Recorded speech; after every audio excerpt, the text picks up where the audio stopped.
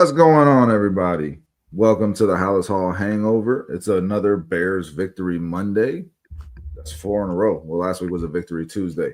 We are Sean-less today, so nobody's eating chicken, but it's okay. This is 4-Star Chicago Sports. Brandon, Kyle, let's get into it. We're going to talk this Bears game. We're going to talk about some certain players' performances, and we're going to talk about whatever the hell we want to talk about. And you too. Thank you for being here. Let's go.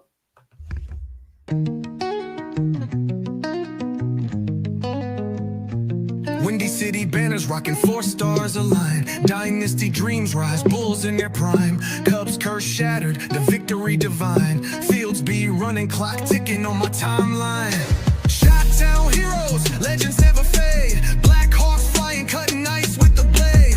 White Sox diamonds, the Southside parade. 4 stars shine bright, legacies they made. Mike with the crown, air rain, no dispute. Sweetness in the backfield, Walter in pursuit. Bear down Sunday's midfield, battles cute. Chicago. Gentlemen, Victory Monday. Bears beat the Saints 26-14. I'm excited about that. That's a good thing. 4 in a row. I don't remember. I know 3 in a row. The last time was like 2018. Matt Nagy. Has anyone got the numbers? No, that was wrong. That's that what was? Google stated. 3 in a That was row was wrong last. 3 in a row was last year to last begin. year. Yeah. Oh yeah, no shit. Yeah, right. Yeah, Third, fucking, fourth. nobody wants to give Matt Eberflus any credit at all. And then 4 in a row was 2018. Okay, so that was the Nagy era then. Okay. I was excited to unveil my new sign my wife got me, but I'm seeing now that like you can't really see it and my fucking big head's in the way. So we're gonna figure this out. We'll get maybe for the bare minimum I'll have a better layout. But there it is. It's cool. What do we want to get into? How do we want to get into it? I just woke up from a nap. I'm ready to roll though. Let's get this going, Kyle. The Bears won. They established the run. The defense was vicious, caused a lot of chaos. Very interesting to watch how they came out in the Dennis Allen revenge game. Brandon Caleb could have been better. He left a lot of plays on the field. He's been doing that all year. There's a lot of stuff to talk about with this game. Ben Johnson's continued effort to change the culture of this team and the impact that that's having on these players. These locker room speeches just get better every week. Like I am really into this team. I'm digging the vibes. But what are you guys thinking after that win yesterday? How are we feeling? We feel good, man. The Bears won 4 in a row for the first time since 2018. There's definitely something to be excited about in Chicago here. But as much as there was a lot of good in that game, there was a lot of bad as well. I mean, the Bears continue to get better in numerous facets of this football team, but there's certain places where they just feel like they're kind of stuck in limbo or they're just staying afloat. For instance, I mean, we all kind of projected that Caleb Williams would have a pretty good game this year. I wasn't expecting 400 yards and 4 touchdowns or anything like that, but he certainly did not look comfortable in the structure of this offense. He kind of started playing hero ball a little bit in the second half there, but I expect ups and downs from Caleb. I just expect the Bears to be a little bit further along in week 6, like Ben Johnson said in his presser. But man, I mean, you guys, it seems like the defense is starting to become the strength of this team. If they continue to take away the ball at the clips that they are, which is probably not sustainable, but if somehow, some way, shape, or form they can continue to do this defense is going to be really, really good. I mean, there's still nothing but a fish on third down. They're still taking the ball away 3-4 times a game. 4 sacks. They have 4 sacks, and they allow 44 rushing yards against the Saints. I mean, it's not like the Saints are the best running team in football, but they do have Alvin Kamara. They were a solid running team going into that game. I mean, they were solid. They were averaging 120 rushing yards a game, and like middle of the pack.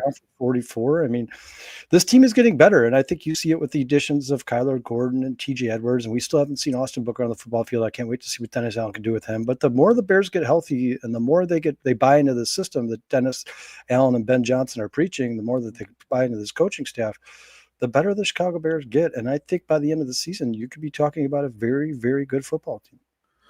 Real quick, Ant Mess, thank you for being here. Shannon joined us on the bare minimum. That was the first time we saw him. Shannon? He is back tonight. He said he would be. And who else said they would? There was somebody else that better show up in here too. Bruce, breaking news, Bruce. John S., always a loyal supporter. We appreciate you. James is in the house. Yeah, man. You guys are awesome. James Christo. Hit that like button. Make sure you tell a friend, share it with a friend. Tell them we're on right now. We're having fun. Caleb Williams was atrocious, saying this from somebody who is a huge Caleb Williams fan. I'm a huge Caleb Williams fan. We're going to save that conversation for a little bit. Just a second. I want to hear Brandon's just original, just first thought takeaways from that game yesterday. Well, first off, man, the Bears get a little more fortune on their side. I keep talking about this, and we keep kind of blowing it off, guys. But this matters. It's important. The Saints lost Kendre Miller in like the first play of that game. I think Yeah, he's that been an was my impact player. player for that team. He's been the reason the 120-yard rushing games are occurring. And they had this with CD Lamb. They had this with Terry McLaurin.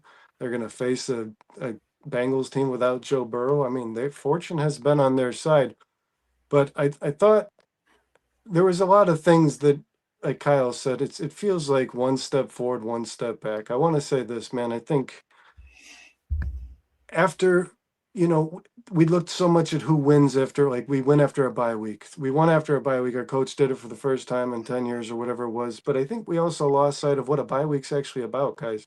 And after 2 weeks of playing some pretty solid run defenses, I'd say the Bears used this Figured bye out the week run to game. figure this out. This And Ben seems Johnson figured out wanted to me. that badly. This Yeah. is not a fluke. They came out against the best or one of the best run defenses in football and the best run game in the league in Washington's offense, and they pretty much shut that down too. I mean, they figured out both on offense and defense a little bit more about the run and how this team's going to approach it. So that's good. And think you saw that in this. And then, guys, I got to say, Ryan Poles, my hat's off to, because when you're in these games that they've been in these last 2 weeks, a field goal kicker is going to be pretty important. I mean, they've kicked 7 field goals in 2 games. So Moody was huge. It was huge to get a guy in Santos's place that could make some field goals, because they've been kind of dependent on that. But yeah, there's a lot to be desired with Caleb. I'm really impressed by what Ben Johnson's been able to do with this run game. And I still believe as long as Caleb's not turning the ball over, he won't be the reason you're losing games. I know that happened in Minnesota. I think you could say that with Caleb, but yeah, I really like this coaching staff, man. Bieniemy seems to be having an impact, obviously. Al Harris has obviously made an impact. Nashawn Wright made another big play, guys. This is, starting to see the impact. Interception with the big return. Yeah, starting to see the impact that depth can make on this team. So, yeah, we had Scottish Bear rounding join out us. a little bit. It's rounding out. Ryan Poles is looking better today than he did a couple weeks ago. We had Scottish Bear join us in the last few. Scott Angel and Squeegee. So what's up, guys? If you got anything you want to talk about, please throw it in the chat. We will touch on it. I mean, yeah, I guess I'm kind of in the same place as you guys. A couple of things. Last week, we talked about Theo Benedict and this Bears left tackle position established, and it's clearly not. Benedict he's a great fucking story, and I love the work that he's done to build himself up and move himself up this depth chart. But there are physical limitations he has that are going to make it hard for him to be a quality starting left tackle in the NFL, and I think that showed. And I don't think his matchups were particularly tough, but I mean, the Saints were trying to get after it. Benedict allowed, I believe, 3 pressures, the most by far the most of any offensive lineman. He had a lot of trouble in the pass blocking, run blocking a little better, but you could see that he is a guy who is starting his second game at left tackle. You hope he continues to get better, but you heard Ben Johnson say, if a guy's not pulling his weight, he will get replaced. And I still think that this left tackle spot is going to be a big issue for this team throughout the season until they get it solidified, and they might not get it solidified. I hope not, at Scottish. all. I hope not. What does Scottish say? Oh, so what are Lamar Jackson gets injured? That'll be good luck for the Bears. If that happens, it's more fortune. Yeah, I'm not wishing that upon somebody. And yeah, Dustin, since you jumped on Benedict, the snaps, guys. I don't know what's going on here. When Zach Pearson was on the show a couple weeks ago, he talked about it. It's not looking good. Something's wrong. And then I Googled it today. I wanted to find out more about this. I Googled it. And I wasn't talking about the center, just for. No, I know. I was talking about the left tackle. Since I was talking about it. I said, well, you're on the offensive line. But okay, go ahead. This guy, I guess, was having a lot of issues during mini camps snapping the ball, Drew Dahlman. So the snap is between the quarterback and the center. And Ben Johnson was asked about it, and he said, "We're not going to point any fingers. It's on multiple guys, and it is. It's between the quarterback and the center. The center is going to try to anticipate the cadence of the quarterback to get the best snap possible to catch the defense off guard, and the quarterback needs to keep the timing down in order for that to happen as well. So it's between both. Now these missed exchanges between Dahlman and Caleb Williams are a problem for this offense, and they need to figure it out. But it's not just a one guy problem, Brandon. It is between the quarterback and the center, and they have to clean that shit up. Not just one person. It's not just on Dahlman. It's been bad all year, and it's a problem. And then I do want to say this, man. The one where he got a snap high last week where it came up over the shoulder, and you said that's not a bad snap. It wasn't high. It's a bad snap if Caleb wasn't ready for the snap. The snap that's a bad snap. It should only remove your eyes from the play for a split second. So when you're putting a ball at somebody's shoulder, it's creating a problem. No matter what, it's a problem. It was right here. That's where Caleb's snaps were. There's snaps like that every year. The biggest issue, I think, is that Caleb wasn't ready for that snap, and that again comes down to cadence and timing, Brandon, which is what we're talking about when it comes to this. Kyle, what are your thoughts on the center quarterback exchange since we're talking about that now? I mean, I know you have Melon Smasher in the chat here saying Dahlman's always stuck to snap the ball. You guys, this is something you could fix. I don't think it's something that's going to be too much of a detriment to the Chicago Bears moving forward. I mean, I agree with Dustin. The left tackle position is something the Bears need to be concerned about. I'm extremely concerned about because they're about to get into some defensive ends who are going to have huge impacts on these games. I mean, you guys, Chase Young's not that good. I mean, it's just at the end of the day, he said, 5 years now to prove he could be a dominant guy in the NFL. He's a serviceable. Yeah, he's good. He's good. He's not a superstar. Yeah. He's not a superstar, and he looked like a superstar on Sunday. He almost had 2 picks, and that's a concern for the Bears, and they need to figure out this left tackle. But Dustin, to your point, there's just no solution there. I mean, I don't think he's on the roster, right? And there's nobody giving up left tackle. I think the solution is on the roster, Kyle. I've told you what I think it is. You think Darnell Wright's going to move? I think Darnell Wright needs to move to left tackle, and Ozzie Trapillo starts at right tackle. And I think that's the ultimate solution. I'm sure those conversations are happening. I mean, the more they think that it's a problem that's affecting the team, and the more that they think it's negating scoring drives, I think those conversations are probably happening inside the building. But as of right now, guys, you look at the offense in a whole. I mean, you guys, Drew Dahlman, outside of the snaps, and Burden, I agree with you. It's definitely a problem, but he's played very well, and he's getting really good in the run. It's a big problem. It's a problem. You said I know it's not as big a problem as some things on this team, guys, but remember, we ended up in like a 3rd and 29 because the snap went like wide right of Caleb and on the ground. I mean, it's been a problem. It's been a problem. You can't have, again, the negative plays is when you're defeating yourself, when for every good play you have, there's a penalty or something stupid like a bad snap to negate it. You won't reach your potential if that continues. But we're 5 games in here, guys. All you can do is work on it, man, because you're not going to replace your center in week 7 of the NFL season. No, right?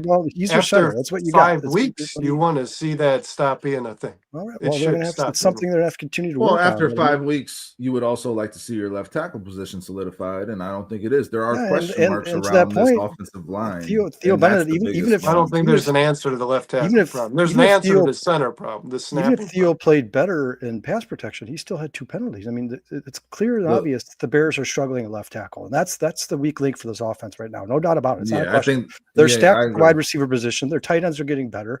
Cole Kmet makes big catches when he has to. It looks like Colston Loveland's getting more comfortable in this offense. Their centerless, Drew Dahlman's been playing a lot better in the run game. Jonah Jackson's been great in the run game. Darnell Wright's the consummate professional. You never hear anything about him because he does his job. Joe Tooney's the same thing. Joe Tooney's been the best guard in football. Yeah, the biggest problem with the Chicago Bears right now on the offensive side of the ball is their left tackle, and I just don't think there's anything right now outside of moving Darnell Wright over, which is completely up to Ben Johnson. If he wants to do that, that's something we may see in the future. I don't know, but Theo Bennett, as good as he played last week, he did not play as good on Sunday, and it's something the Bears are going to have to continue to mask these deficiencies. And you know what? I don't know if you guys noticed or not, but they were playing a lot of 12, 13 personnel. I mean, they're trying to help the tackles as much as they possibly can. And it also helps Caleb, I think, because when those guys get out in routes, you saw Colston Loveland and Cole Kmet get a little more involved, and that's been a big thing for this Bears team. This was supposed to be a 12-man personnel offense, is how it was touted, and you have the tight ends had 7 catches going into this game yesterday, and you saw there was a concerted effort to get them more involved. I mean, Brandon, you said there's an answer, there's a fix to the center thing, whereas there's not for the left tackle. I mean, again, I believe my fix is for the left tackle is Darnell Wright plays left tackle and Ozzie Trapillo starts at right tackle. I think that's your ultimate fix with the roster as it's constructed now, outside of drafting a stud left tackle next year. But you said there's a fix for the center quarterback exchange. So what is that fix? they need to make it flawless. That's Yeah, how? What do you assume the issue is? Because we don't really know. We're gonna see it on the field, and we're it gonna happened. make our assumptions. It was something that occurred in 20. Okay, so it was something because I feel like I don't think I'm taking the credit away from Caleb for this, but I feel like you're kind of discrediting that it's Dahlman's problem more so than not. No, as you said, it's on both of them equally. The Bears have had a long tenure of centers in this franchise. There was guys who were good at snapping the balls and guys who weren't. And the guys who weren't were consistent. Like Whitehair was just bad. He couldn't get a clean snap. But I think if in 2023 this was apparently an issue for Dahlman as well. So that's when he wasn't on this football team. He was on the Atlanta Falcons. So I would imagine it starts with Dahlman. And I think Dan Roshar needs to fix it. What do you mean? I'm not a coach, man. Okay. Like Kyle said, you're not replacing either player. Your quarterback's the quarterback, your center's your center. You just got to make sure. Listen, if you're in a game where that's critical to who wins and who loses, a snap that goes 15, 20 yards behind your quarterback, that's going to be something you're going to look back and go, God, like that should have been fixed week 1.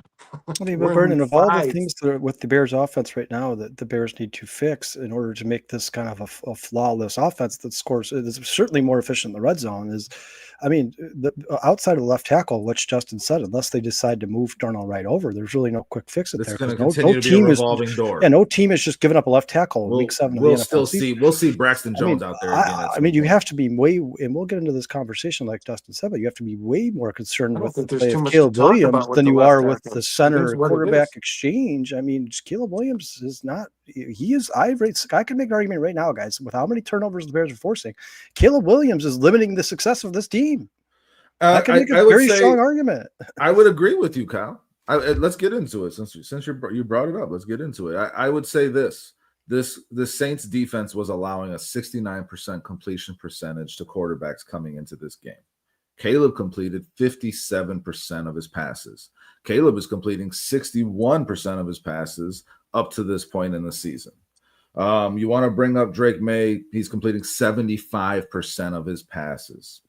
That offense looks a lot better because of that. Caleb is not hitting it. Caleb had a few plays yesterday. He played on time. He had one to Colston Loveland towards the boundary. He had one to DJ Moore that DJ Moore turned around and literally just put his arms up and the ball was right there. That was a beautiful pass. And he had one to Roma Dunze. And those 3 passes are perfect for this Ben Johnson offense. It gets the guy the ball in the right spot to turn and run, get some extra yards after the catch. The placement was great. The timing was great. But other than that, I mean, you talked about that interception, Kyle, that he threw just way too late, should have never made that throw, and he stared it down the entire way. The inaccuracy, the ball placement, the pass to DeAndre Swift along the sideline where he lofted that one up. You get that ball to him a little sooner, DeAndre Swift's making a play up the sideline. Instead, DeAndre Swift was catching it and running out of bounds. The placement is an issue. The accuracy is an issue. The timing is an issue. And yes, Kyle, it is 100% the thing that is limiting this offense from scoring points and taking it to the next level. And I believe Ben Johnson knows that. He basically said that in his press conference. He basically said that today. I believe that was today. The passing game needs to be better. And Caleb is in control of that. And listen, I am a firm believer, you guys, and all the quarterback experts out there that say every quarterback should be given 35 games before you harshly start to critique or judge him. Yeah. But, I mean, this is a guy who the Bears went and got some of the best weapons available. And Luther Burden, Colston Loveland, or so they tell us. They got DJ Moore here. They drafted Roma Dunze at number 9 overall last year. They got one of the best offensive play callers in all of football, Ben Will Johnson. Campbell, James Cristo. At some point, Caleb Williams is going to have to stop using the excuse of I'm learning a new offense. I mean, you guys, Justin, you brought up Drake May and his completion percentage. Who do you think has a better roster and a better offensive coach? I think the Bears are more improved. They're both in brand new offensive systems. It's not as if Caleb's at a disadvantage in that regard. I mean, Drake May is learning a new system and learning new coaching. So it's similar. And the offensive line was revamped, but I thought the Bears' offensive line was more improved in this offseason than that Patriots one. I don't believe that if Drake May could throw that pass he did to Butte on Sunday, a touchdown, why can't Caleb Williams do that? Because we have the personnel here. Roma Dunze can get open downfield. DJ Moore can get open downfield. Colston Loveland can get open downfield. These guys can all get open downfield. How come we're not seeing more of the passes like Drake May to Butte on Sunday? I mean, we need to see more of that out of Caleb Williams. And I don't know what the quick fix is. I think the more that Caleb gets comfortable in the NFL and the more the speed slows down for him and the more comfortable he gets with timing and cadence, like you talked about earlier, Dustin, once he gets all that stuff out of the way and he can focus on just improving as a passer, I think it will get better. But right now, guys, it's a little disheartening because, if you turn the ball over 15 times in the span of a month, you expect to score a lot of points, a lot. And right now the Bears are pretty much just they're settling on field goals. That's what they're doing. There's a couple. The red Go zone ahead, Brandon. offense. The red zone offense is bad. It's bad. It's not just Caleb. The red zone offense is bad. They're not running the ball. I don't know if you guys know this. They're running for like a yard and a half in the red zone per carry. But the offense in general, when the field gets shorter, gets much worse. I feel like the play calling gets worse, to be honest with you. But Ben said his play calling could have been better with Caleb in those situations. I think, and he doesn't look good. And I'm going to say this: besides the Dallas game, Caleb really hasn't looked great at any point this season.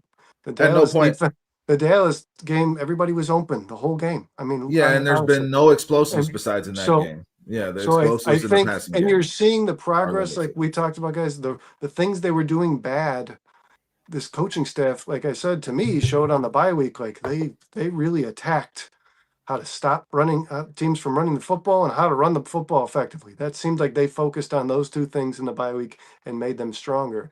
And we see them progress, and we see, the secondary I thought was good to begin with, but they're getting Nashawn Wright's making more impact in the game. Like they're getting better as they play. But Caleb's the one thing that's coming. Kyle, you said there's no quick. Guys, Josh McDaniel's system is not considered one of the easiest systems in the NFL by any means.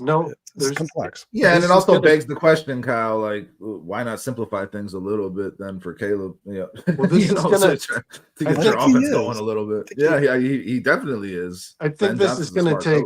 I think this is going to take a lot of time. I do. I think the Caleb Ben Johnson thing is going to take the most time, and all the things that we want to see progress over the course of this season, when this whole new scheme defense, new scheme offense, new coaches, quarterbacks learning this, that, all of it. I think this will be the thing that takes the longest. I do, and I'm not worried about the accuracy.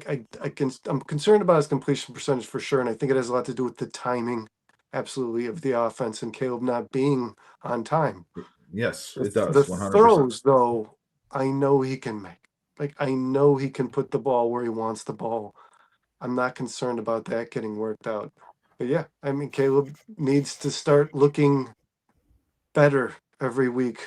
Like that's ultimately that's we can keep winning football games because he doesn't turn the ball over, which is I think what's happening right now. But he needs to start progressing. Let's be clear. Like I am not throwing the baby out with the bathwater when I say what I'm saying. I have nothing but patience for Caleb Williams to learn this Ben Johnson thing because Caleb has all the arm talent. Caleb is one of the most talented passers in the NFL. Right? Yes, he can make all the throws, Brandon. It's about how he's processing the game, how he's getting through his reads, and how quickly he's getting off of it. I'll say this, man. There was a part of me yesterday when Caleb was running around like a madman throughout that first half. And I was just like, okay, fuck it. This is what it is. This is our quarterback. He's just going to do this, and I'm here for it, and that's fine. But at the same time, like there was that play where he did that, and then he ended up just hitting it to Swift and the check down, and Swift took it and got 8 yards out of it or whatever, made it a positive play. And it's just like, Caleb, you could have hit Swift 2 minutes ago. You didn't have to do all the running around to get to that point. And it just seems like he makes things harder on himself than they have to be. And I hope he gets to a point where he just takes the easy throw like he did in that Commanders game, because that was my favorite throw of the game, when he hit DeAndre Swift right away and Swift housed the fucking ball. And that's okay. Get the ball into the hands of your playmakers quickly so they can make plays. That's got to be what continues to get hammered into Caleb Williams' head. And then the hero ball stuff can come when it's necessary, because he still has that in his back pocket. This is what we've been saying all offseason, guys. Caleb, play with timing, play within structure, get rid of the ball quickly, and then you're able to lean back on your playmaking skills in the pocket to throw on the run and make a play when the play breaks down. So, Justin, he's breaking down the plays himself sometimes in my mind, instead of working within the offense. Let me ask you a question real quick, right? Please. This is sincere. So, we talked about like in the last season, his coaching was terrible. So we're like, well, you got to give Caleb a pass. His coaching was awful. Then they went in the offseason, they got Ben Johnson, right? So like, well, that's no longer an excuse. So they were like, well, his receivers are an excuse because they drafted Luther Burden, they drafted Rome Odunze, they got DJ Moore here. The tight ends are an excuse. They just signed four new offensive linemen in the offseason, 3 new offensive linemen. They're playing with 4 new offensive linemen. That's no longer an excuse. So now everybody in the chat here is saying, oh, well, the system is so elaborate. And then Ben Johnson comes out and says, we have simplified the system for Caleb. We're not using we're about using about a quarter of the playbook right now. So outside of excuses, right? It's clear that Caleb, throughout these first 6 games of the season, is missing wide open passes. We all know that. We all agree with that. I think we can all look at each other and be honest about that. He's missing plays. He's missing plays, and right? even plays that he's making, Kyle, you're not getting the production out of it that you would if he made that play a second earlier. If the timing was better. 100%. I agree with you 100%. There's a couple of plays in that game where if you would have thrown the ball a little bit earlier, they could have had a lot more open space. If you're talking to Bears fans who are casual Bears fans that don't study football like we do, when do you think, how long before you start to say, maybe this is just Caleb? Like, 35 games, 3 seasons, like 2 years under Ben Johnson? Like, what is your honest time evaluation? I mean, if this shit's still happening in December, Kyle, I'm going to be concerned. I'm concerned right now. And I mean, Squeegee says right here, everyone expects to see Caleb improve every game, and it just don't work that way. It's up and down, good and bad, until everything clicks. It's just, what concerns me is that the things that are leading to the low completion percentage and the ball placement stuff, the footwork, it's like and holding on to the ball too long when you don't have to. These are the things that, have been trying to be coached out of him for a while now. So it's like, when does that start to set in for you, Caleb? Because that's got to be Ben Johnson's main focus. I'm sure that was, the retards that were doing the offensive coordinating last year's focus. I'm sure that's what it was. And I'm sure that was a focus at USC for him as well in some points. But I mean, like, he's got to know that those are the keys to finding the next level of success as a quarterback. And he's got to fight his natural instinct to just, want to win the game with one throw and run around as soon as he feels any pressure, and just take the quick throw, take the easy throw. I feel like there's something inside of him that fights that, because he likes to make the big play. But like, he's got to understand that the big play can come from making an easy throw. And Vernon, I think the reason that this game in particular was so disheartening to me is just because it was such an inferior opponent, and the Saints have not been good against quarterbacks. So I expected this to kind of be like almost a stepping stone for Caleb this early on in the season to kind of take that next step. The Saints are not a good football team. They're even worse on the road. They've given up 75 points the first 2 games on the road. I don't know. And then they gave up 26 yesterday. I mean, you expect to, and then like even there's some mistakes Caleb made in that game that he doesn't normally make. Like, guys, most of Caleb's interceptions have been kind of weird plays. That interception yesterday, that was just a bad pass. That was like the one to DJ Moore against Carolina or Jacksonville last year. Stared it down. And even I don't know if you guys know, but there was a play, you remember or not, but there was a play where DeAndre Swift, or it was either DeAndre Swift or Benungai, maybe you guys can correct me. One of them picked up a blitz, and Caleb ran out of the pocket. Like, Caleb, have faith in Swift stopped the blitz. Have faith, stand in there. Take your time. Why are you so quick to get out of there, man? And then Rattler, you saw on a play where the Bears blitzed, I think it was Brisker, and Devin Neal came across and just at the very last second knocked him out of the play. Rattler just stood there. Yeah.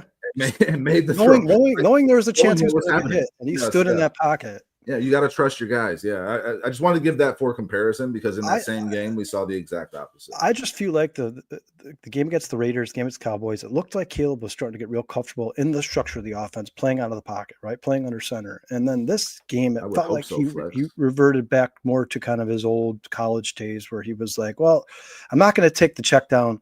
I'm going to run around for 30 seconds and hope somebody gets open for a 50-yard touchdown. Like, hey, man, that's just not how the NFL works. It's just not how it works. This is a different game. You got to, in the NFL, you got to take what they give you, because you don't get much time, much opportunity. So, and Caleb's trying to win this game in one play. Like, it's the Saints, man. You could methodically move down the field and beat the shit out of this team. They're not good. They're not a good football team.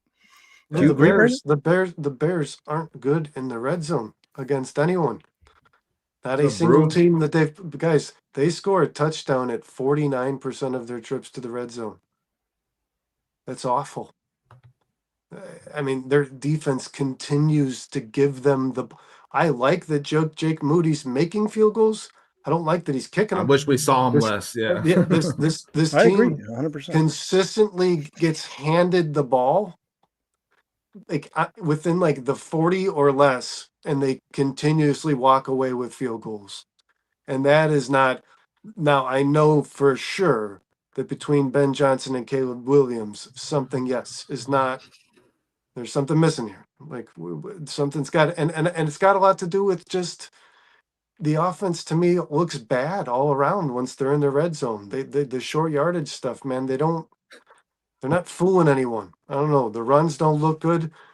Like before the bad snap on fourth down, where they didn't even get an opportunity to try to get in the end zone. Before that, though, they had like 3 straight runs for 1 yard. It was like, I mean, why is it here where we just suddenly hit a brick wall, man? I'm sure Ben Johnson is trying to figure that out, Brandon. I want to make clear that I love Caleb. I've been a big I do, you supporter. guys. He's my favorite Bears quarterback of all I time. wanted him on the Not a Bears. question. Me and Brandon, yeah, when the Bears traded for that pick, we're like, hopefully this turns into Caleb Williams. That was the thought process. So I mean, Caleb is doing doing good things to help the Bears win games because he's not turning the ball over, as Brandon said. I made this point on Thursday, and that's the same way he he's played still in making Washington. timely throws. Yeah. There, as I pointed out, the positives that I saw in that game in terms of him playing with timing. So you know he's capable of doing it, and you see the results because you saw Rome run for big yards after the catch, and you saw DJ run for big yards after the catch when he made throws like that. So he needs to continue to do that more and save the hero ball stuff for special occasions. That you pull that out like a fine wine, you know, when you have company over or something. Like, don't lean on that as your go-to. When you have an edge rusher over at the house. Yeah. But the fact that he has that in his back pocket is a great thing. It's just about coaching him to realize that stays in the back pocket until you fucking need it. That's where it comes down to me. And I agree with Squeegee. Like, once that clicks and this offense clicks with Caleb Williams and he starts to understand it, you know, really well, it's going to look good. It's going to look great. The Bears offense is going to be humming. But right now, it has a level that it can get to that it's not getting to. And Caleb Williams is a big part of that. His growth and development, or lack thereof up to this point, is a big part of that. And Kyle, I know you're about to go, but I just want to point. Patrick Mahomes said, Squeegee says, Patrick Mahomes said after his 3rd Super Bowl, that was when he was finally getting comfortable with Andy Reid's offense. Yeah, that's but bullshit. It was after his 3rd Super Bowl, and he had a 5,000-yard, 50 touchdown season. And he was an MVP and a rookie. Whatever. I mean, he had every accolade you could possibly win. I mean, it's easy to say because what Mahomes is trying to do is tell the rest of the world we can be better. That's what his message is to the rest. But you guys, I think Ben can help him out. I mean, you guys, that spread off. That's when they do the spread offense where there's 4 receivers and they're doing that slant route. That has to stop. That's got the Bears, and I hope that Ben Johnson recognizes that, because every time the Bears run that play, the ball gets batted down. Every single time when they try to do that slant route immediately and the offense is spread out, Caleb throws the ball, the defensive end knocks that ball up into the air. Every single time they've run that play has to be eliminated from this playbook. It's just not working for the Chicago Bears. I don't know why, but they just cannot figure that play out. And sooner or later, those are going to start getting picked like Max Crosby did. You got to stop running that play. And I think the more that Ben Johnson gets to know Caleb Williams, the more he'll start eliminating some of those. Caleb's got a part in that though too, Cal, because he's not reading it. He's just ripping it, you know, like and not reading what's happening over there before he lets it go. You know, so like that's a part of it too. I think that play has almost turned into disaster numerous times for the Chicago Bears. That they got to figure something out with that play because it's not good. But yeah, I mean, I agree with you guys. I mean, listen, I love Caleb Williams. I'm not saying I don't. I think as a fan and as somebody who watched him in college and somebody who went back and watched the highlight, the film, and what he can do, what he's capable of, I guess I'm just kind of confused at the slow rate of growth, seeing as how you had guys like Jane Daniels making the NFC Championship. Drake May obviously is making huge progression as a quarterback in the NFL. I guess I'm a little confused with how slow the progression is, but I mean, I still think it's there. I'm not sold on. I'm not like out. That being said, they're 4-2, Kyle. Yeah, and he's the best quarterback. And you guys, you know, we talked about this before the bye week. You know, people were saying that the Bears' defense was atrocious and they couldn't get better. Like the Bears, their coaching staff is trying to learn this team just like the team is trying to learn the coaching staff. And you need guys to get healthy. I mean, I'll tell you this right now, guys. I don't want to look too ahead in the future, but if Tyreek Stevenson is out for Baltimore, that's big trouble for the Chicago. That's not good. Like nobody's even talking about this Tyreek Stevenson injury. This Tyreek Stevenson injury. That's a massive injury for the Chicago Bears. Massive, absolutely. Ben Johnson said they're what did he say? Week to week or day to day today? I can't remember. He said I think they're both day to day. So I mean, like it could be nothing. It could be something. Yeah, but every time the Bears tell us somebody's day to day, they miss them up. Yeah. It's like guys. Then they're having surgery. I certainly, and you know, Shannon said earlier in the chat here, he said he would love to see the Bears trade for a guy like Chase Young. I'm more excited about the prospect of Austin Booker than I am about Chase Young. I mean, we know what Chase Young is, right? 8-9 sacks a season. I think Austin Booker could be better than that. This Austin Booker shit is weird, man. He has It practiced in is. full 2 weeks straight and is not on He's the a healthy active roster. scratch. What do you think? That's what you think, that he's healthy and they don't want him on the field, Brennan? A healthy scratch is what that means. I think he's healthy. Yeah. I can't see that. So you guys, you know how it took the Bears a defensive line about a month to start to buy into Dennis Allen's scheme and start to play better and stop the run. Like, it took them a month to find out how to play in the system. I think Austin Booker's probably just behind, if anything. I think they think he could be a detriment if you put him on the field too early and he doesn't know what his assignment. He doesn't know what's going on. Well, he's not going to learn shit if he don't get on the field. I agree. I agree. But I mean, they've sprinkled in Schmar Turner. You know, they're not throwing him into the fire. He's had I think he had 20 snaps last game or something like that. I mean, he's playing like 50% of the snaps. I think Austin Booker just needs time. The thing with that though is maybe he's out of football shape. Right now, you could just ask him to go. Right now, you could ask him to go do one thing only, and that's probably the fucking quarterback. Right, that's probably the thing he's going to do the most. Yeah. And he played 350 something snaps as a rookie, I believe. Yeah, but a totally different. He played more than a project guy would have. I think these coaches think a lot of the stuff that happened last year was more. He went from project guy to necessity on this roster last year. Oh, Shannon's a twin as well, guys. It was their birthday yesterday. Happy birthday, Shannon. Happy birthday. Oh, R.I.P. He said R.I.P. I'm sorry, man. Yeah, that sucks. That's terrible, dude. Well, happy birthday. Happy belated. Thank you for being here. For sure. Yeah. Sorry to hear that, brother. Twin energy. Listen, I'd love to see Austin Booker on the field. I think he's going to get after the quarterback. I think that's something that this Bears team needs to fight. Despite the fact that they had 4 sacks yesterday, they were blitzing. Dennis Allen was being very aggressive. You could tell Dennis Allen was amped up for this game and wanted to make a statement, and that defense was vicious. They were hitting hard. They were aggressive. They were mean. They were causing chaos, dude. Tyler Gordon's sack was funny. Jaquan Brisker had a strip sack basically that was turned over on a penalty that was complete bullshit to me. Yeah, did you guys see the pick penalty? The pick where the linebacker ran into Colston Loveland. How is that a pick? Yeah, Colston Loveland didn't move. He didn't move and put his hands up like move. This. Like these penalties need to stop. Bullshit. This is getting ridiculous. You want to talk about why the Bears are in the red zone? That's part of it right there. You got to stop making up penalties on the Chicago Bears. This is getting ridiculous. Yeah, their red zone success looks a little better if that Roma Dunze touchdown counts from last week. Yeah, or if that wasn't a pick by Colston Loveland. Like, that was the most ridiculous penalty. Colston Loveland did not move. He didn't move.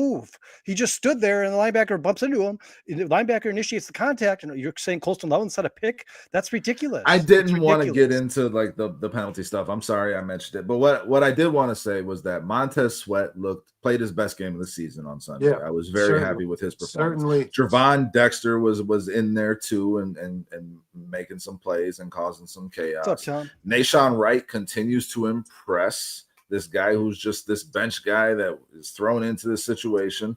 Tyreek Stevenson, had a bit of a slump compared to the last few weeks in terms of what he's allowed. He still was up there in the run game, making big plays and hitting guys hard, and had a couple passes defended that stood out to me. But he also got beat really badly on a deep ball. These speed receivers are a problem for this Bears defense. And I think, like, for instance, the first Olave touchdown at the end of the first half, TJ Edwards was late. TJ Edwards was late getting over on that play. I think TJ Edwards is probably just knocking off some of the rust. I think he'll be all right. I don't think that you'll see many. He tripped over the other defender. Yeah, he was just late getting over there. Obviously, if Gordon knew that he was going to be late, Gordon probably would have stuck with Olave. But those are just things. Those are things the Bears can clean up. I think ultimately this defense, I don't think it's reached its ceiling yet. I think it can be in the top 15 conversation for sure. The last 2 weeks they've certainly looked like it, especially if they continue to take the ball away the way they do. But yeah, I mean, you guys, I'm all in with you guys. I think Caleb Williams is going to get much better, and I think at some point this is going to be a very scary offense. But man, if the Bears want a chance making the playoffs, it needs to. You got to score off of, and you got to score off of these turnovers. Like you said, when your team is generating turnovers, you can't be getting field goals. And Caleb Williams said it too, and he understands it. And he was very adamant. We're going to figure it out. The defense has been kind of carrying this offense. And the offense definitely feels, like they're not carrying their weight. And I know Ben Johnson feels that. But if the defense is going to do what it did yesterday, and we knew that Saints offense was bad at scoring. And I predicted 27-14. It's 13. It came out 26-14. It kind of went exactly how I thought it would. but I did expect the Bears to be able to score a little easier through the air on this team. The defense, the way they played, kind of made that irrelevant. Spencer Rattler, came alive for a little bit of time there. What was impressive to me about this Bears win was, we talked about them after a bye, Brandon, but we didn't talk about them after a Monday night game on a short week. That was another big thing. They came out prepared after a Monday night game, whereas the last time they came out after the Monday night game, they weren't ready for that Detroit Lions team. They came out with a different mentality. So you're seeing improvement week to week from this team as a whole. And I just thought we didn't give enough credence to the fact that this Dennis Allen would want this game badly. And you could see it in how he had the players ready. And I think it was said in the chat, the players wanted it for him. He had them bought in. He dialed up the perfect game plan. He knew those offensive players really well and knew their tendencies and took advantage of it. And that was the difference in the game yesterday to me. The way this was prepared by Dennis Allen. The most physical game the Bears have played, no doubt about it. The most physical game they've played, not even a question. Flashbacks to the Miami Dolphins complaining about how hard they were hitting in the offseason. That's what I had. They're 2 for 3. They beat Al Harris, his old team. They played the Cowboys. They beat Dennis Allen's old team. Yes, guys. Ben Johnson and Randall L. Not so much. Got pretty beat up in that one. Well, you guys, real quick, because I like this comment here. Scotch Pierce, did anyone see Kamanungai stopping Williams from being sacked with blocking the edge player who had free run at Williams? Yeah, not only did I see that was an amazing play by Kamanungai, and Kamanungai is obviously getting more and more comfortable in the NFL in this offense. But you guys, let's talk about the run game a little bit. I mean, if the Bears can continue to run the ball at 4.5 yards a clip, which is what Eric Bieniemy says, 4.5 at least, that's the minimum. You need 4.5 yards per carry in the game. Do you think that the Bears can beat teams like the Bengals and the Ravens and the Giants with Caleb playing okay if they continue to run the ball the way they're running it and continue to play defense the way they're playing? I mean, I expect Lamar Jackson and the Ravens to score points. You're going to have to score points, guys. No. You just score points. No, I love Swift, and I love this run game. Kyle, the run game needs to work for them to win, but it's not the only thing they need to win. Because I love Swift. I love Manungai, right? So from what I've seen, I like Manungai. I shouldn't say love. I like Manungai. But the strength of this team is DJ Moore and Cole Kmet and Colston Loveland and Luther Burden and Roma Dunze. Like that's what makes this team lethal. So the guy whose job it is to get them the ball needs to be able to do that effectively every week. They are open. Me and Dustin talked about this on a bare minimum, guys. Somebody is open. When you have the skill player set that you have on this football team, somebody's open. And Caleb needs to start getting, like Dustin said, like you said, I mean, even if you had to do something where it's just quick and easy, man, just get the ball out of your hand. First read. It's funny you say that because I looked. Anticipate the route, let it go.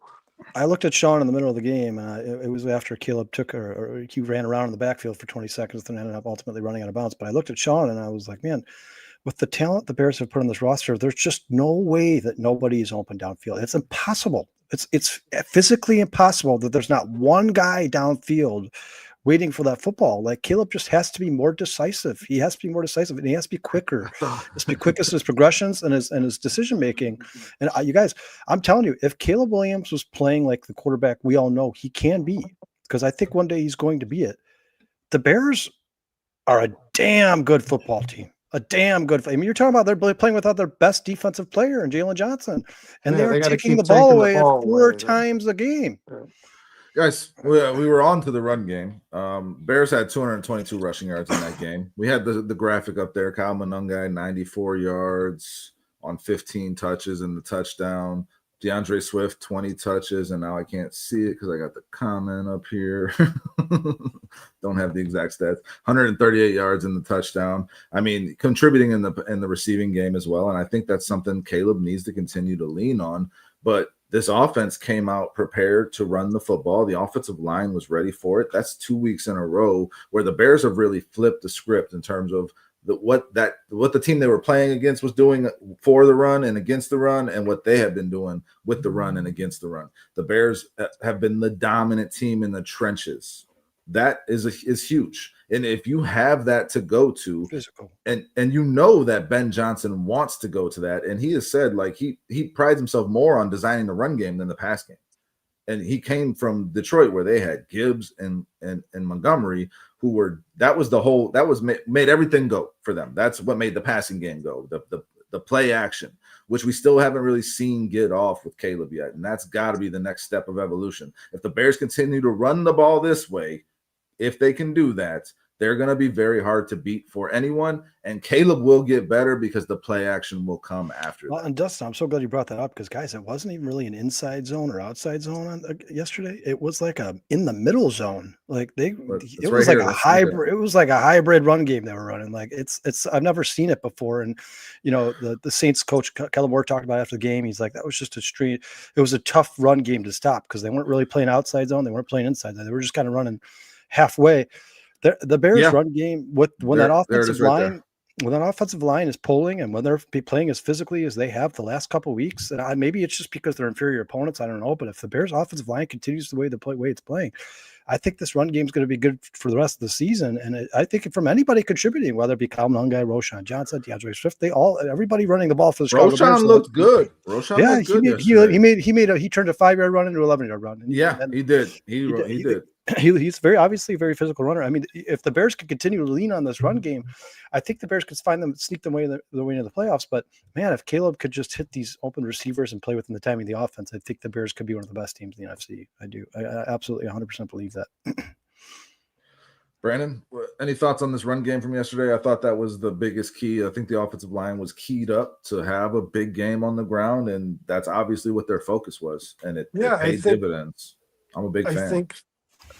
I think the style of offense that they kind of found themselves playing against, like, let's say Dallas, was they're leaning on Caleb Williams' hero ball. Maybe not all the scrambling, but because he kind of stayed in the pocket in that game. But they're leaning on Caleb's arm. They know with a secondary like Dallas, he's going to be able to throw you out of that game. Now they're effectively running the game. They're running the ball, and I think, Dustin, they need to continue to lean on that.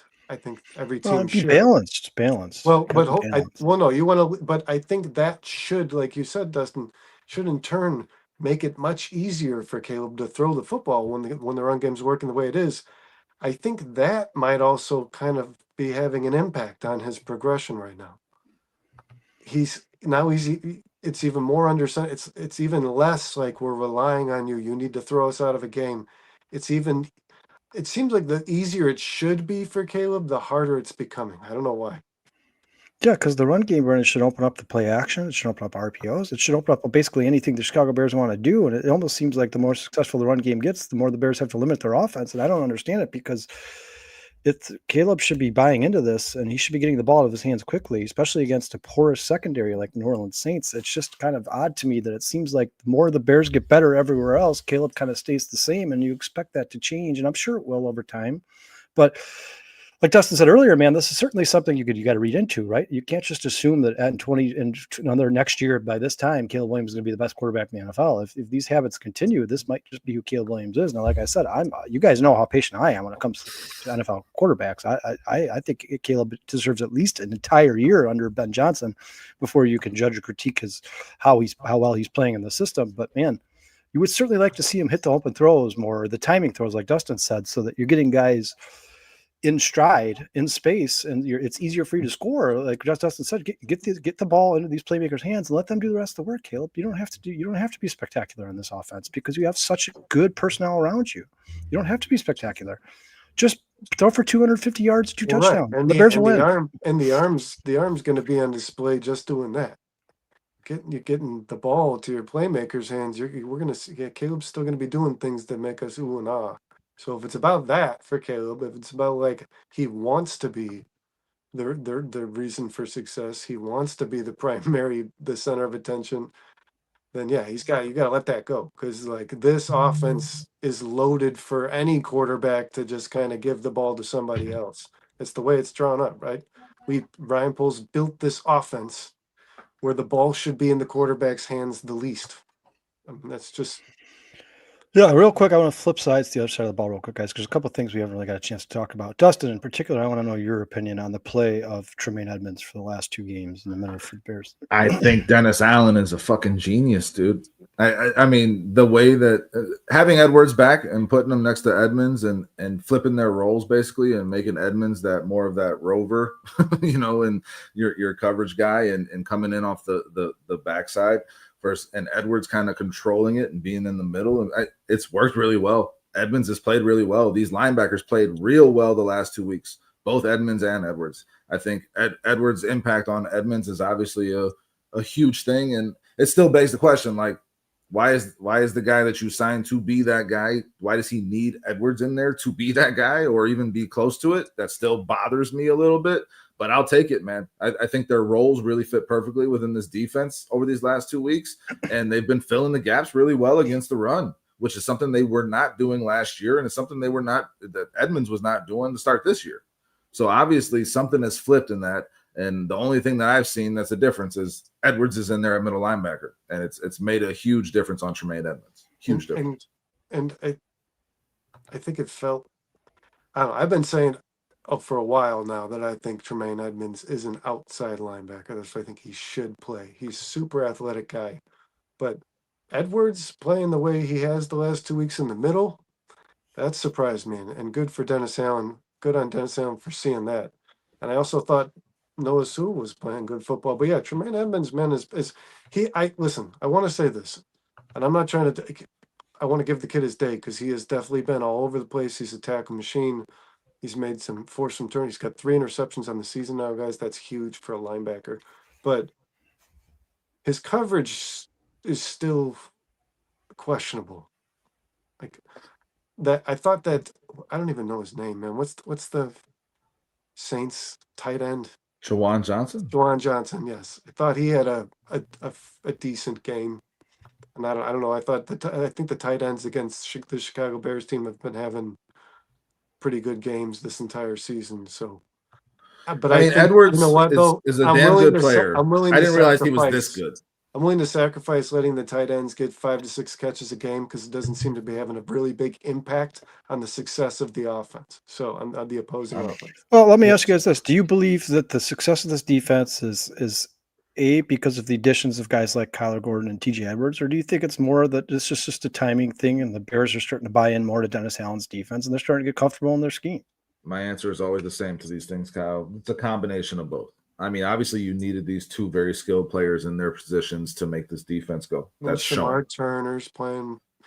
Yeah, I think personnel obviously always makes the difference first and foremost, Kyle. But I think Dennis Allen's scheme was more just figuring out. Good. I think it was more just figuring out where people should be, and I think he knew TJ Edwards was going to be the middle linebacker this entire time, even while Sewell was out there playing. But I think the return. We said on the bare minimum we did not undervalue them, and the return of Kyler Gordon, the return of TJ Edwards was going to be make a big impact on this defense, and it does. It does. Guys, Kyler Gordon is a very unique football player who does just about everything good.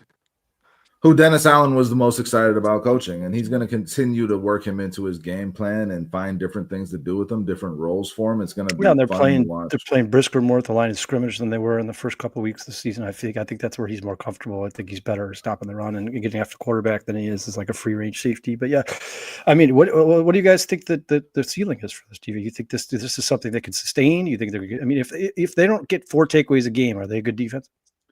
No. I mean, the pass rush is still the pass rush is a problem, but the thing that's encouraging is how good they've been against the run, Kyle. If they can clean that up at least and generate pass rush with the blitz like Dennis Allen has been doing, they're going to be hard to play against. And I mean, the thing that stood out to me was that this defense was just all over the Saints basically the entire time. As I said, speedy receivers seem to be a big problem for this Bears team. Tyreek got beat badly by Olave on that deep ball. You know, like you worry about that going into games with the Bears defense because they can get beat over the top. But other than that, I mean, the run game has been really encouraging. The run defense has been really encouraging the last 2 weeks. I hope they can continue to do that moving forward. But when you're about to play the Ravens, who have Derrick Henry and a very good run concepts, it gets a little concerning. Like, are we going to see that continue? This will kind of be a very good barometer to look at if this is real. You took the words out of my mouth, man. I think the Ravens are a good measuring stick for the Chicago Bears in this defense to figure out who they actually are, because they've been playing some inferior opponents. It's time to see what they can do against guys like Derrick Henry and Lamar Jackson. Well, I will say, though, guys, Dennis Allen just seems to know, like Brennan said earlier, how to put guys in position to succeed, because, Kevin Byard was good last year, but he wasn't this good, guys. I mean, this is insane. What Kevin Byard is doing this year is absolutely amazing. And to be honest with you, if it wasn't for, and I know that these things happen on a football field, you run 100 miles an hour, but if it wasn't for Nashawn Wright slamming into he took that pick. Byard, he would have had another pick. That would have given him 5 on the season, man. I mean, what he's doing right now is just, first of all, it's not sustainable. He's not going to have 17 picks this year, but he's been a guy that's led the league in interceptions, Kyle. I think he could be that. Has been his thing. He might be the Bears MVP this season on the defensive side of the football. I think the Bears' strength, honestly, maybe on both offense and defense, is still their secondary without Jalen Johnson. I think this secondary is just loaded with talent. And we're talking about how this Bears defense is going to respond to good running backs like Derrick Henry and a guy like Lamar Jackson. I mean, this team knows how to facilitate a run. They do. They're gonna probably get off a little bit on the Bears like Jaden Daniels did a little bit. But when you play a team like the Bengals, I think that's going to be a really big test for this Bears team, because can you contain without Jalen Johnson? You don't have a secondary that can stop those two. I don't think anybody can contain Lamar Chase.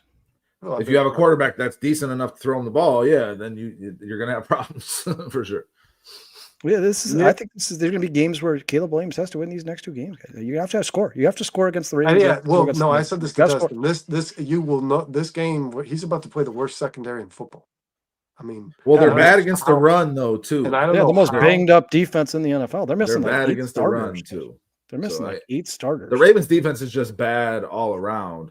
You wonder if the Lamar coming back, if he comes back, does that give them a little energy? But defensively, they were playing like shit with Lamar. It should at least keep them off the field a little bit longer. Yeah, their offense has been inept without Lamar Jackson. So, but yeah, this is a huge. It's kind of annoying because a lot of people in the national media are like, "Oh, the Bears should beat the 1-5 Ravens." Yeah, well, it's different with Lamar Jackson on the field, and I think that's pretty obvious. If you know football, you know that they're not a 1-5 football team. They just haven't been healthy and they haven't played as well as they can. But I think if the Bears are going to win these next 2 games, it's going to have to be on the shoulders of Caleb Williams. They're going to have to. You can't take away the ball at the 30-yard line and get a field goal. It can't happen. And I fear that this conversation will keep going back to Caleb Williams. We've had it in the chat. It is the topic of conversation, whether or not I think we all believe in him. I know we all believe in him, and we believe that this is going to get better. And we've seen that it took some time with Jared Goff in Ben Johnson's offense as well. And Jared Goff was a much more veteran quarterback at that time that Ben Johnson took over that offense with him than Caleb is now. And Caleb had a bad experience his rookie year. So we're going to have the patience, but at the same time, yes, Kyle, if the explosive plays aren't happening in the pass game, if you're not able to capitalize on these turnovers, Squeegee brought up the point that the Bears are the only team in the league that scored 21 points in every game. But it's like, because of the turnovers and the short fields. And that's a big part of it, But the Bears could be scoring 20, 29, 31 points a game if they were capitalizing on those turnovers with touchdowns, Kyle. They're averaging 25 points a game. I believe that's still 10th in the NFL or 9th. And it's a touchdown better than what they were doing last year. So it's a big fucking deal. But at the same time, it can and should be better based on the advantageous situations in which the offense is getting the ball. Well, what's nice, guys. What's nice, guys, is the amount of possessions you start on your own side of the field, man. For once, as Bears fans, I think we can eliminate the word hope, and now it's expectations, right? Like we expect the Bears. They're the only team in the NFL who has scored 21 points plus in every single football game this year. The only team in the NFL who has done that. the Bear and they have not even scratched the surface of their ceiling of what they can be. Well, I mean, they could be one of the best teams in football if everything would just click. And I understand this takes time. And as Bears fans, of course, we're antsy because we're so used to losing, and we're now 4-2. We just don't want to see the same thing happen last year where they started off 4-2 and then lost 10 in a row. I don't think losing to the Ravens or the Bengals would be the worst thing in the world for this team, is if you do it respectively, right? If it's not like a Detroit Lions game in week 2 where it's 52-17 or whatever the score was. You can't expect the Bears to win every game. And this is going to be a process, but I do think if Caleb, if they could speed up the process just a little bit, and Caleb could find his way in this offense and find his way in this league and start to have those games that we expect from him. D-Lock. I think this is a team that a lot of people would want to play. They wouldn't want to play, but yeah, it remains to be seen, guys. It's a wait and see game when it comes to the offense. It's wait and see game when it comes to Caleb Williams. But I do expect to see a little bit of progression from month to month. Maybe not week to week, but month to month. You expect to see some more progression out of Caleb Williams in this offense. Listen, Caleb is going to be who he is to an extent. You just hope that Ben Johnson can coach it into him to be a little more consistent and to not lean so heavily, as we continue to say, not lean so heavily on the backyard hero football, because that's not what's going to make Ben Johnson's offense run. And I personally believe Luther Burden is not involved in this offense nearly enough. I personally believe that these pass catchers have amazing yak ability, yakety yak, you know what I'm saying? Take it to the house type of yak ability, and Caleb just needs to get the ball in their hands, man. And I think it's that simple. I really do. And I think if that doesn't start showing itself as this offense grows, as this season goes on, that is what becomes concerning about Caleb Williams, Kyle. Because, 35 games is what you said. And I said in December, if this is still happening, I'm going to be concerned, because to me, it's just very simple. Get the ball out of your hands, get to the next play, gain some yards, keep the sticks moving. And if you could make a 5-yard pass, and that can turn into a 50-yard game with the type of yak that's on here. And again, back to Luther Burden, and I think we should talk about this a little bit. This guy needs to be on the field more. I like Zacchaeus. I don't love him. I like him, but like the talent level is nowhere near comparable. And I think it's just this veteran trust thing that Ben Johnson has. But it's like, I think Luther Burden unlocks a piece in your offense with what I'm talking about, that get the ball out quick, get in the hands. He has a very particular set of skills. Yes.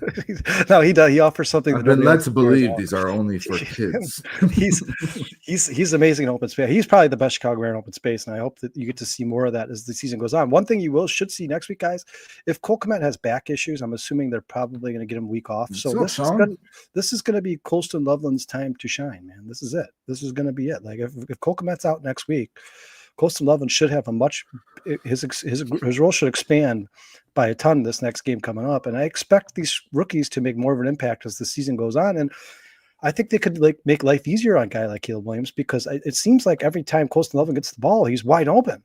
So if they can find ways, so much separation, Kyle. Yeah, then he's Cole Kmet, as much as you like Cole Kmet and people like Cole Kmet, he does not get that type of separation. No, he's not nearly the athlete. He's not nearly the route runner that Colston Loveland is. It's not even a question. And I like Cole Kmet. I think he serves his purpose, but he's certainly not going to be as explosive as Colston Loveland is in the offensive game plan. Now, will we see more of that this week against the Baltimore Ravens? I would hope so, because I think he's going to be their primary tight end going into next week against the Ravens. I think Cole Kmet's tight ends can get off against this Ravens defense. Oh yeah. Yeah. So I mean, and even if Cole Kmet's out there, the 12 personnel, like we were saying, and Squeegee says Ben Johnson is making Burden earn it. And I said that all offseason. I knew Burden was not going to make a huge impact on this team till at least halfway through the season. But I think it's time. I think when you see the opportunities Burden has gotten and what he's done with them, and if he's getting those opportunities because of what he's doing in practice and how he's working, and by all accounts, he's a hard worker and a fucking great kid that's learning everything and picking it up, like, get him more opportunities. You cannot tell me that the 30-some targets that OZ has wouldn't be better used and allocated to Luther Burden. You just can't convince me of that. And I think Ben Johnson should know that at this point. Yeah, and I certainly hope they're not doing anything. I certainly hope they're not doing anything to like, one of the, a lot of teams in sports have this thing where they'll be like, oh, well, out of respect, he's the veteran. He was brought in here to serve a purpose. Yeah, fuck that. You told us all the best 11 men were going to be on the field. If Luther Burden's a better player than Zacchaeus, then get Luther Burden on the field. Brandon, any thoughts on the Burden? I mean, Burden and Loveland, is really this conversation. Like, Loveland, we saw get into it more this past week. And Monungai. No, Monungai has been great. And I wanted to talk about the run game more, but the conversation just got taken right back to Caleb. But I mean, Loveland looked great in run blocking. Loveland earned himself more reps, more targets in that game, just with no block, no rock. Well, he was fucking blocking, so get him the rock. Loveland was on people's asses. I don't know what's going on with that. Komet might be injured, which would suck. But because we still haven't seen that, man. We still haven't seen the two. You know what I mean? We still haven't seen. And the mismatch, the thing. That's the thing we were all that can present. Yeah. Yes. But with Luther Birdman, this was gonna happen, Dustin. I mean, you knew it, Kyle. You know, we talked about it. It's a matter of time. It's not happening though. I do think. I think it is the. I think it's all based on Luther's ability to understand the offense, man. I think that's what's happening right now. I think the longer you see this process where he starts taking the snaps from Zacchaeus, it means the slower he is as a learner. I really do. But don't you think some guys, like, they don't need to have the complete understanding? You can design 10 plays a game for them where they become the primary read in that play. Yeah, there's no way Tyler just Warren gonna knew do the what he does. There's no way Tyler When a shark is born, it just swims, Brandon. Like, maybe Luther that's Ben Johnson's stipulation. I don't know. I like that. When the shark is born, it's just I mean, you know what to do when you get the ball in your hands. That's Luther Burden. Yeah, there's no way Tyler Warren knew the entire playbook in week 1 of the NFL. They're doing that right now. It's not possible. So you just give guys opportunity and they find ways to make plays. I agree with you. And I think Luther Burden could be one of the most dangerous players in the NFC North if you gave him a chance. I think he's better than Matthew Golden. I think he's better than a lot of these guys who are making an impact for their team right now. I think it's ultimately just the trust of Ben Johnson, right? I mean, it's got to be. It's got to be, because why else? What other reason would you have to keep those two guys off the football field, guys? I mean, there's just not there. It's got to be the trust of Ben Johnson. Maybe they're not doing something when the ball's not in their hands that we're not seeing. Oh, there's definitely things we Luther Burden looks really good when they give him the football, and I just don't see any reason why you wouldn't want to see more of that if you're a Chicago Bears coach, executive, or fan. And Loveland looked really good without the ball in his hands, Kyle. Loveland was burying people in the run block. And Burden was doing that. What was that? Week 2 or week 3? He was. So, I mean, these guys are bought into the principles that Ben Johnson has put out there, and I think they're working hard. As they continue to get more involved, I think life gets a little easier on Caleb Williams as well, and that's what I'm thinking about. And I think this offense can get more explosive. Colston Loveland is more explosive than Cole Kmet. Luther Burden is more explosive than OZ. That's just the reality to me. So, like, I just want to see them continue to get into the rotation more and more as this season goes on. And Brandon, you're saying that's happening. It's not happening at the rate that I would like to see it up to this point. I would like to see this come along a little quicker, but I'll be honest with you, man. The ultimate goal, and I don't think this is worth refuting, and I don't want to piss anyone off because this is the reality. It could happen as soon as this season, for all I care. It probably won't. The ultimate goal is for Luther Bird and Rome Odunze to be the two starting wide receivers on your field every game. I mean, that's like, and DJ Moore is the guy who comes in and does his DJ Moore thing, how you utilize him in whatever gadget way you want. However, DJ Moore is best. DJ had a great game on Sunday. That's what I mean. Like, and I think Ben Johnson's starting to find out more and more what to do with DJ Moore. And DJ Moore serves a very specific. There is no DJ Moore's going to do what DJ Moore does. Nobody else on this team will. So, like, you know what I mean? You're not going to throw another guy in the backfield. DJ Moore is very specific. He's special, but specific.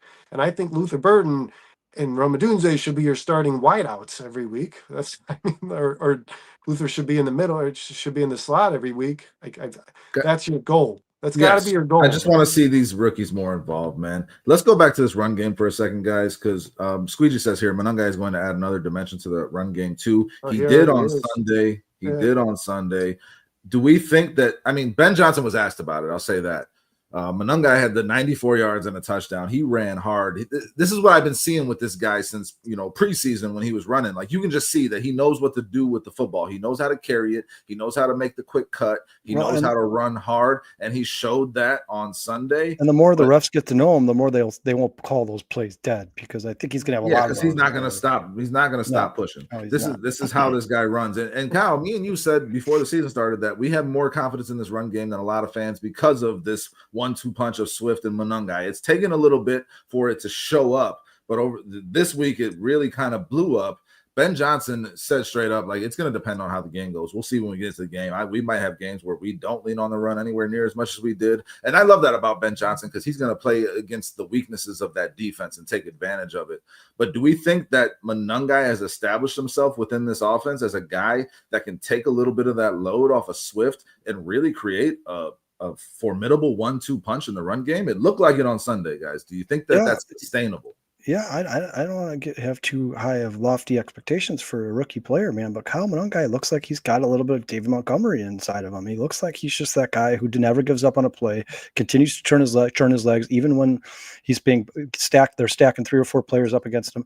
He just is. He gives a different dimension that DeAndre Swift doesn't. And you guys, DeAndre Swift has been running very hard. He's ran over a couple guys this year as well, and we don't usually see him do that. But Monungai just does it at a totally different clip, man. He's just a different style. He's a violent running back who refuses to go down. And I think the more comfortable he gets in this offense, the more comfortable he gets in the NFL. I think they are night and day. I think they are your Sonic and Knuckles. I think that maybe it's like a poor man's version. Yeah, maybe it's a poor man's version of what they got going on in Detroit, but I still think they complement each other very well. Brandon, you think it's sustainable? Yeah, I do. I mean, the kid had 13 carries and almost went for 100 yards. I mean, that's, to me, says this is a kid that can play in this league. He probably, he would have exceeded 100 yards if he was the starting running back in that game, I'm sure. That Saints defense didn't look very good against the run, no matter who was carrying. But TJ Prophet, that's Sean who's screaming for rush. I agree with Kyle. He does things differently, very differently from Swift. Yeah, I appreciate. I fucking can't stand Roshan. And I don't know. I don't know how long. I don't know how long a guy like that's career will last, because what Kyle's doing is he's gaining a lot of momentum, a lot of speed when he's hitting the line of scrimmage with whoever's in front of him, offensive lineman, defensive lineman, to gain the yards that Ben expects. And he had a few where he just had a gap and he went for 20 yards, you know what I mean? But he's really just finding the yards where he can, and he's running through people to gain an extra 2 or 3. That's what he'll always do in his career. At the end of a run, if somebody's in front of him, he's going to get the extra couple yards. Yeah, by just trying to go through them and pushing them along. I've been saying it, man. He reminds me of Maurice Jones-Drew, the way he runs. That's who I see. Not anywhere near as fast, but yeah. He reminds, in terms just the way he runs. He reminds me of that guy. He's a little guy. Yeah. Low to the ground, high leverage. Will keep those feet churning and bounce off tackles. And I think it is sustainable. I think the Bears might have found something here. I think Ben Johnson, as you said, Brandon, in the bye week, really went into the lab to figure this thing out. It got a little better in that Washington game, and then on a short week against the Saints game, it got a lot better. Can they sustain it against this Baltimore defense? Again, Kyle, the 2 big things to look at this week. Can they continue to establish the run the way they have the last 2 weeks? Swift and Monungai continue to break out. And can they continue to stop the run? Because these trends are very different than what this Bears team was the first 4 weeks of this season. Very different. Yeah. Does this become the new trend, or was this an aberration in the middle of the season and they go back to allowing 6 yards a carry? I think the defense is a bigger question mark to me personally, guys, because I think, if you guys listen to Owen Krut's interview on 670 The Score at post game, he said that this run game, the scheme that they're using to run the ball in Chicago is repeatable. That's the word he used. Obviously, you said sustainable, Dustin. It is. It's something that the Bears can do. And the Bears put a lot of money in this offensive line, and they're starting to look like the guys that they paid, right? They're starting to look like really good offensive linemen. Darnell Wright is really good at opening up run lanes. Jonah Jackson's certainly better against the run, or certainly better at opening up run lanes than he is protecting the passer. But I think this is certainly something that's sustainable. Now, Dustin, the defensive side of the ball, when it comes to stopping guys like Derrick Henry, I think that remains to be seen. And like you said, this is going to be a huge measuring stick for the Chicago Bears defense this Sunday against Lamar Jackson and Derrick Henry. This is something the Bears have not seen yet, guys. They haven't seen this. This is the Ravens are very particular in their skill set, right? They're the only team in the NFL where you have to worry about both the quarterback and the running back being two of the best runners in the NFL in the same backfield at the same time. This Bears defensive line's got a huge challenge in front of them Sunday against the Ravens. Huge, especially in Baltimore. That's tough. I'm excited to see how that goes. Brandon. Me too.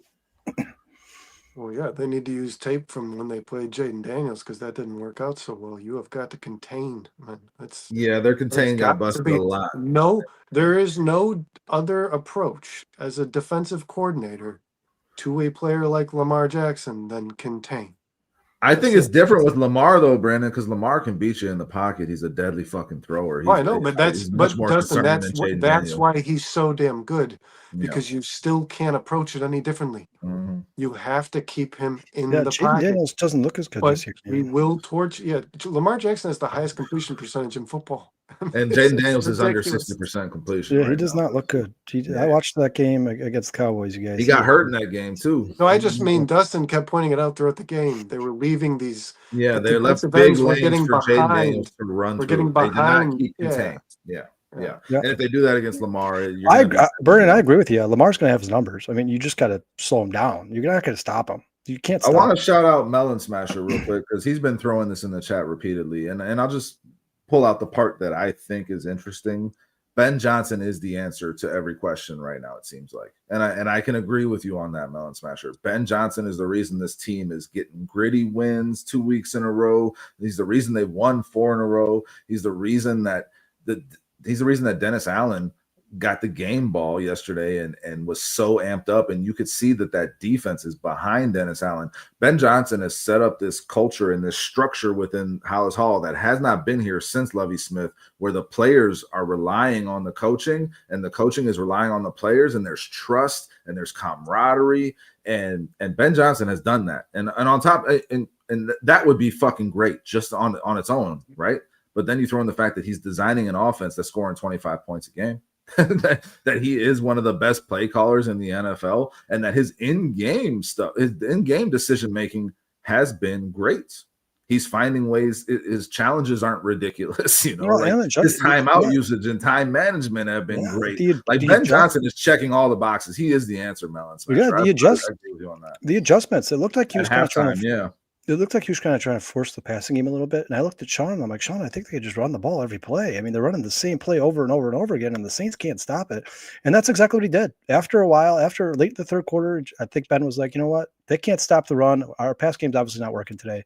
And they just ran the ball down their throats for the fourth quarter. That's what they did. Kyle Mononga and DeAndre Swift just took over that game. That's what they did against Washington on the final drive. Yeah, I think that Ben's going to get more used to games like that, where he's like, you know what? If they can't stop the run, I'm going to do it until they stop it. And as soon as they start stopping it, as soon as they start putting eight, 9 men in the box, then we'll start throwing the ball over their head. I think it's all about timing. I think it's going to take some time for Ben Johnson to get Caleb Williams comfortable in the system, especially playing. He still needs some players on this roster that he does not have yet. Oh, for sure. There's definitely holes on this roster. There's definitely holes on there. There's no doubt that. I mean, left tackle, guys. I think that's the second most important position in football. No, Chase Young. Somebody put in the comments brutalized him for an entire half. Somebody put in the comments. I think a good left tackle will go a long way for Caleb. I think a good left tackle goes a long way for every quarterback. Any quarterback. Yeah. I think that's. You saw Trent Williams last night for the 49ers. What he was doing. You see what Daniel Jones is doing with one of the best offensive lines in football. Jonathan Taylor playing behind one of the best offensive lines. Raymond is their left tackle, and that's a guy I wanted the Bears to target. He was a second round pick a few years ago when they drafted Brisker and Gordon. Actually, everybody thinks the NFL is so difficult to figure out. It's not. Good offensive lines win championships. That's James. Yes, his game management has been phenomenal. Ben Johnson's, and DJ Profit points out Al Harris is doing the best job of any assistant on this Bears roster, and maybe in the NFL. The secondary with a patchwork crew of guys, throughout the first part of the season, just got Kyler Gordon back. Still no Jalen Johnson. They are playing their asses off and turning the ball over at a very high rate. And I don't think it's a coincidence that that's something that Dallas Cowboys secondary did when he was the secondary coach there too. Jameer Gibbs just ran a 78-yard touchdown. I think that was like 10 minutes ago. Yeah, that happened a while ago. Oh, really? Burn fantasy update. You got 26 points from Jameer Gibbs already. You got Gibbs, right? Yeah, he does. There's like 10 minutes left in the second quarter, bro. There's 3 minutes left in the second quarter. Al Harris has been great. I can agree with you 100%, DJ Prophet. This coaching staff has been phenomenal, and Ben Johnson is the tone setter for all of it. And yes, Melon Smasher, He hired them. the He picked answer them. as well. He Yes, handpicked them. And he said, I didn't hire my friends. I hired people who I think are good football coaches. Melon says, I've been waiting my whole life for Ben Johnson. I haven't seen a coach like this, detailed freak on offense. Whoa, Yeah, no, Melon Smasher. Whoa. Let's keep this the obsessiveness with which he approaches this task that he has in front of him is very impressive. This is his life, man. It's borderline psychotic, and I fucking love it. Yeah, and it's not like the Patriots made a bad coaching hire either. I mean, they're both really good coaches. No, I think if the Bears would have hired Vrabel, we'd be feeling the same way. I really do. I think Ben's probably a little bit better for Caleb, but than a guy like. Well, if you look at what Josh McDaniels is doing with Drake May, right? Josh McDaniels is a very good offensive coordinator. I just like the fact that our offensive coordinator can't be hired away from us. You know, it's nice to know that Ben's going to be here no matter what. Go ahead, Brandon. No, you go ahead. Okay, it's okay. Jed makes a great point here, and I've made this point before. The idea with Caleb is to unlock him, because that can be unstoppable. That can be lethal. You can have a game manager at quarterback. You can have a Tyson Bagent or a Case Keenum, and you'll get better results right now with this offense, because they will make that throw that I'm talking about, that quick one, nice and easy. But if you can, the best horses are the ones that are the hardest to break. If you can get in Caleb's head and figure this shit out and get him to figure it out, the combination of his athleticism with his arm talent, with seeing the game the way Ben Johnson wants him to, needs him to, that's going to be unstoppable. That's going to create, Jed, this is a great point, man. That's going to create something that NFL defenses are going to lose sleep over trying to figure out how to stop, versus just being efficient and good enough, and you can be in any game. But like, you can be dominant with Caleb Williams, Brandon, in this Ben Johnson offense if he starts running it the way Ben Johnson wants him to, which he's not doing yet. We've all said that. He's not doing that yet. Ben Johnson knows that. The reason that Ben wanted Caleb Williams, wanted to coach Caleb Williams, the reason he still does today, and trust me, guys, no matter how much struggles the fans, us podcasters, no matter how much we talk about, Ben Johnson is still very much in love with the idea of Caleb Williams. And it's because he said it out of his own mouth. He doesn't have to be perfect anymore as a play caller. You know what I mean? He's got a guy who wants the structure. Sounds like a shot at Jared Goff. What kind of is? But yeah, I mean, it's not a shot. It is implicating the fact that Jared Goff didn't present this.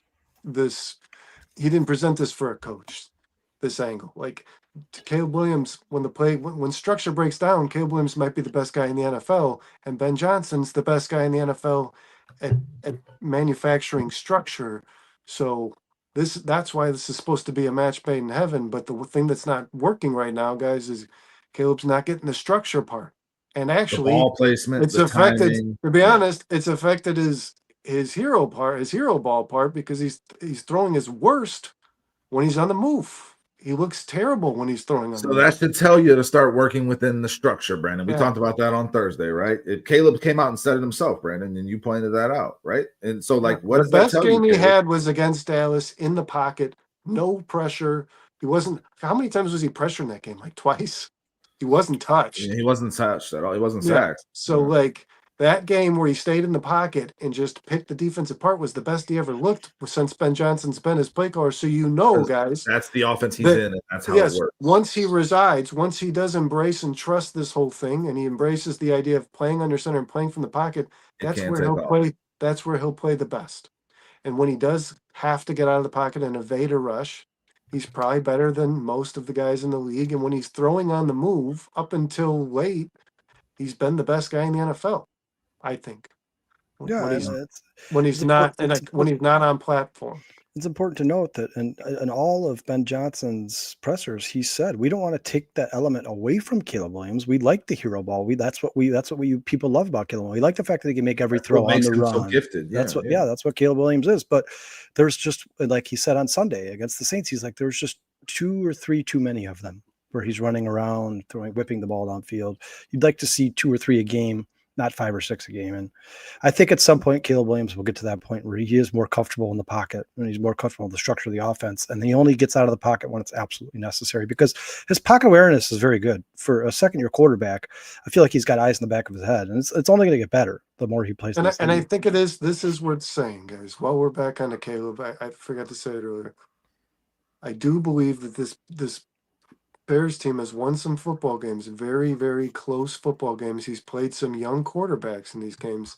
And the difference has been those young quarterbacks, no matter how much better their completion percentages might be, those young quarterbacks lost the game. Spencer Rattler threw 3 interceptions. Jaden Daniels threw an interception and fumbled the ball in the final drive, the Washington's final drive of the game, to really just give life to the Bears. Geno Smith threw 3 picks where Caleb didn't. I think maybe threw 1. So like, the one thing that Caleb stayed true is he's not turning the ball over at a high rate, and that is giving the Bears the opportunity to win these close games. Am I incorrect about that? No, I mean, being clean with the ball has been huge in these games, 100%. The difference in that game on Monday against Washington was the Jaden Daniels fumble. That was the difference. Rattler threw 3 interceptions. That should have been 4 or 5. The Bears let a couple slip through their hands, but yeah, I mean, there's no doubt about it. The strength of Caleb Williams to this point of his career has been taking care of the football, not a question. Security, yeah. Let me make a couple points, which is Caleb. Weird in Chicago because they usually don't do that. You know what I mean? Let me make a couple points on Caleb. And I got these stats from Data Roma on X, man. But Caleb's expected adjusted completion percentage is 72.7. That's 30th. His expected completion is about 10% over where he's actually completing it at. You know, he's completing 61% of his passes. His expected completion percentage is 70%. His catchable throw percentage is 69.7, and his turnover worthy rate is 4.9%. According to this, that's 29th in the league. The catchable throw percentage is 31st in the league, and his adjusted completion percentage is 30th in the league.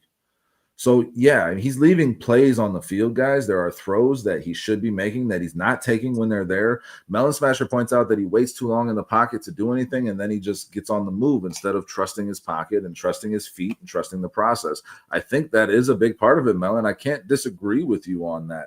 I think Caleb needs to work within the system and make the first throw. And maybe there's a thing to this time to throw, guys. It's the structure part. It's the structure part that's not working right now. I think the time to throw thing is going to come up in the NFL. I think that's a trend that's happening where quarterbacks are going to take a little more time to throw because you're seeing so many quarterbacks like Josh Allen, Lamar Jackson, Jalen Hurts, guys that can move within the pocket and extend plays. And that might be what teams want. So I think that might be a little overblown. But yesterday we saw Caleb hold on to the ball too long on multiple occasions. And you're literally just screaming, just fucking throw it anywhere, dude. Just get rid of the ball. Something bad is going to happen. And it is impressive watching him do it.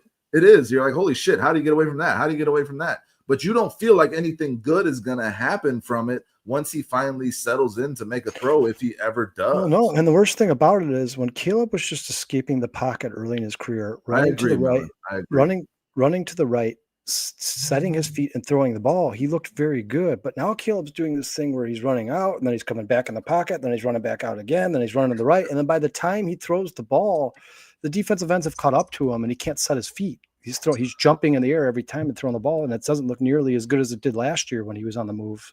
I think he just needs to, if Caleb, make a decision, either stay in the pocket or get out of there. But if you're going to get out of there, get out of there. Don't run back in and move around backwards, forwards. If you're going to get out of the pocket, set your feet and throw the ball, because Melon Smash is right. This thing where he's throwing across his body, running right, throwing left has not worked out well for Caleb. Dangerous. Oh, that's dangerous for any quarterback to do. And DJ says, y'all talking like playing QB is easy. No, I'm talking like Caleb is making it harder than it needs to be.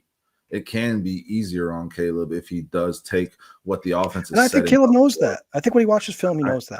I think he does. I hope he does, and I hope that's what Ben Johnson is smashing into his head. I don't think it's easy at all, and I think Caleb is the starting quarterback for a team that's 4-2. And you guys, it's only going to get better.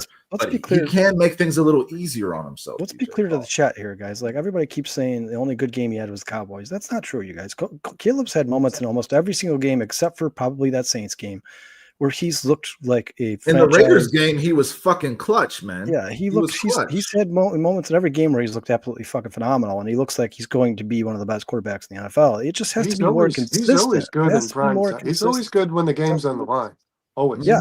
And that's And a that's always huge has. part of it. And that's rare for a quarterback to be his best when the lights are shining brightest and it matters the most and the pressure is the highest and your palms are sweaty. For a guy who's as young as Caleb Williams to be so good at the end of the first half, which he wasn't obviously this last Sunday, but at the end of the first half and the end of the fourth quarter, that's rare.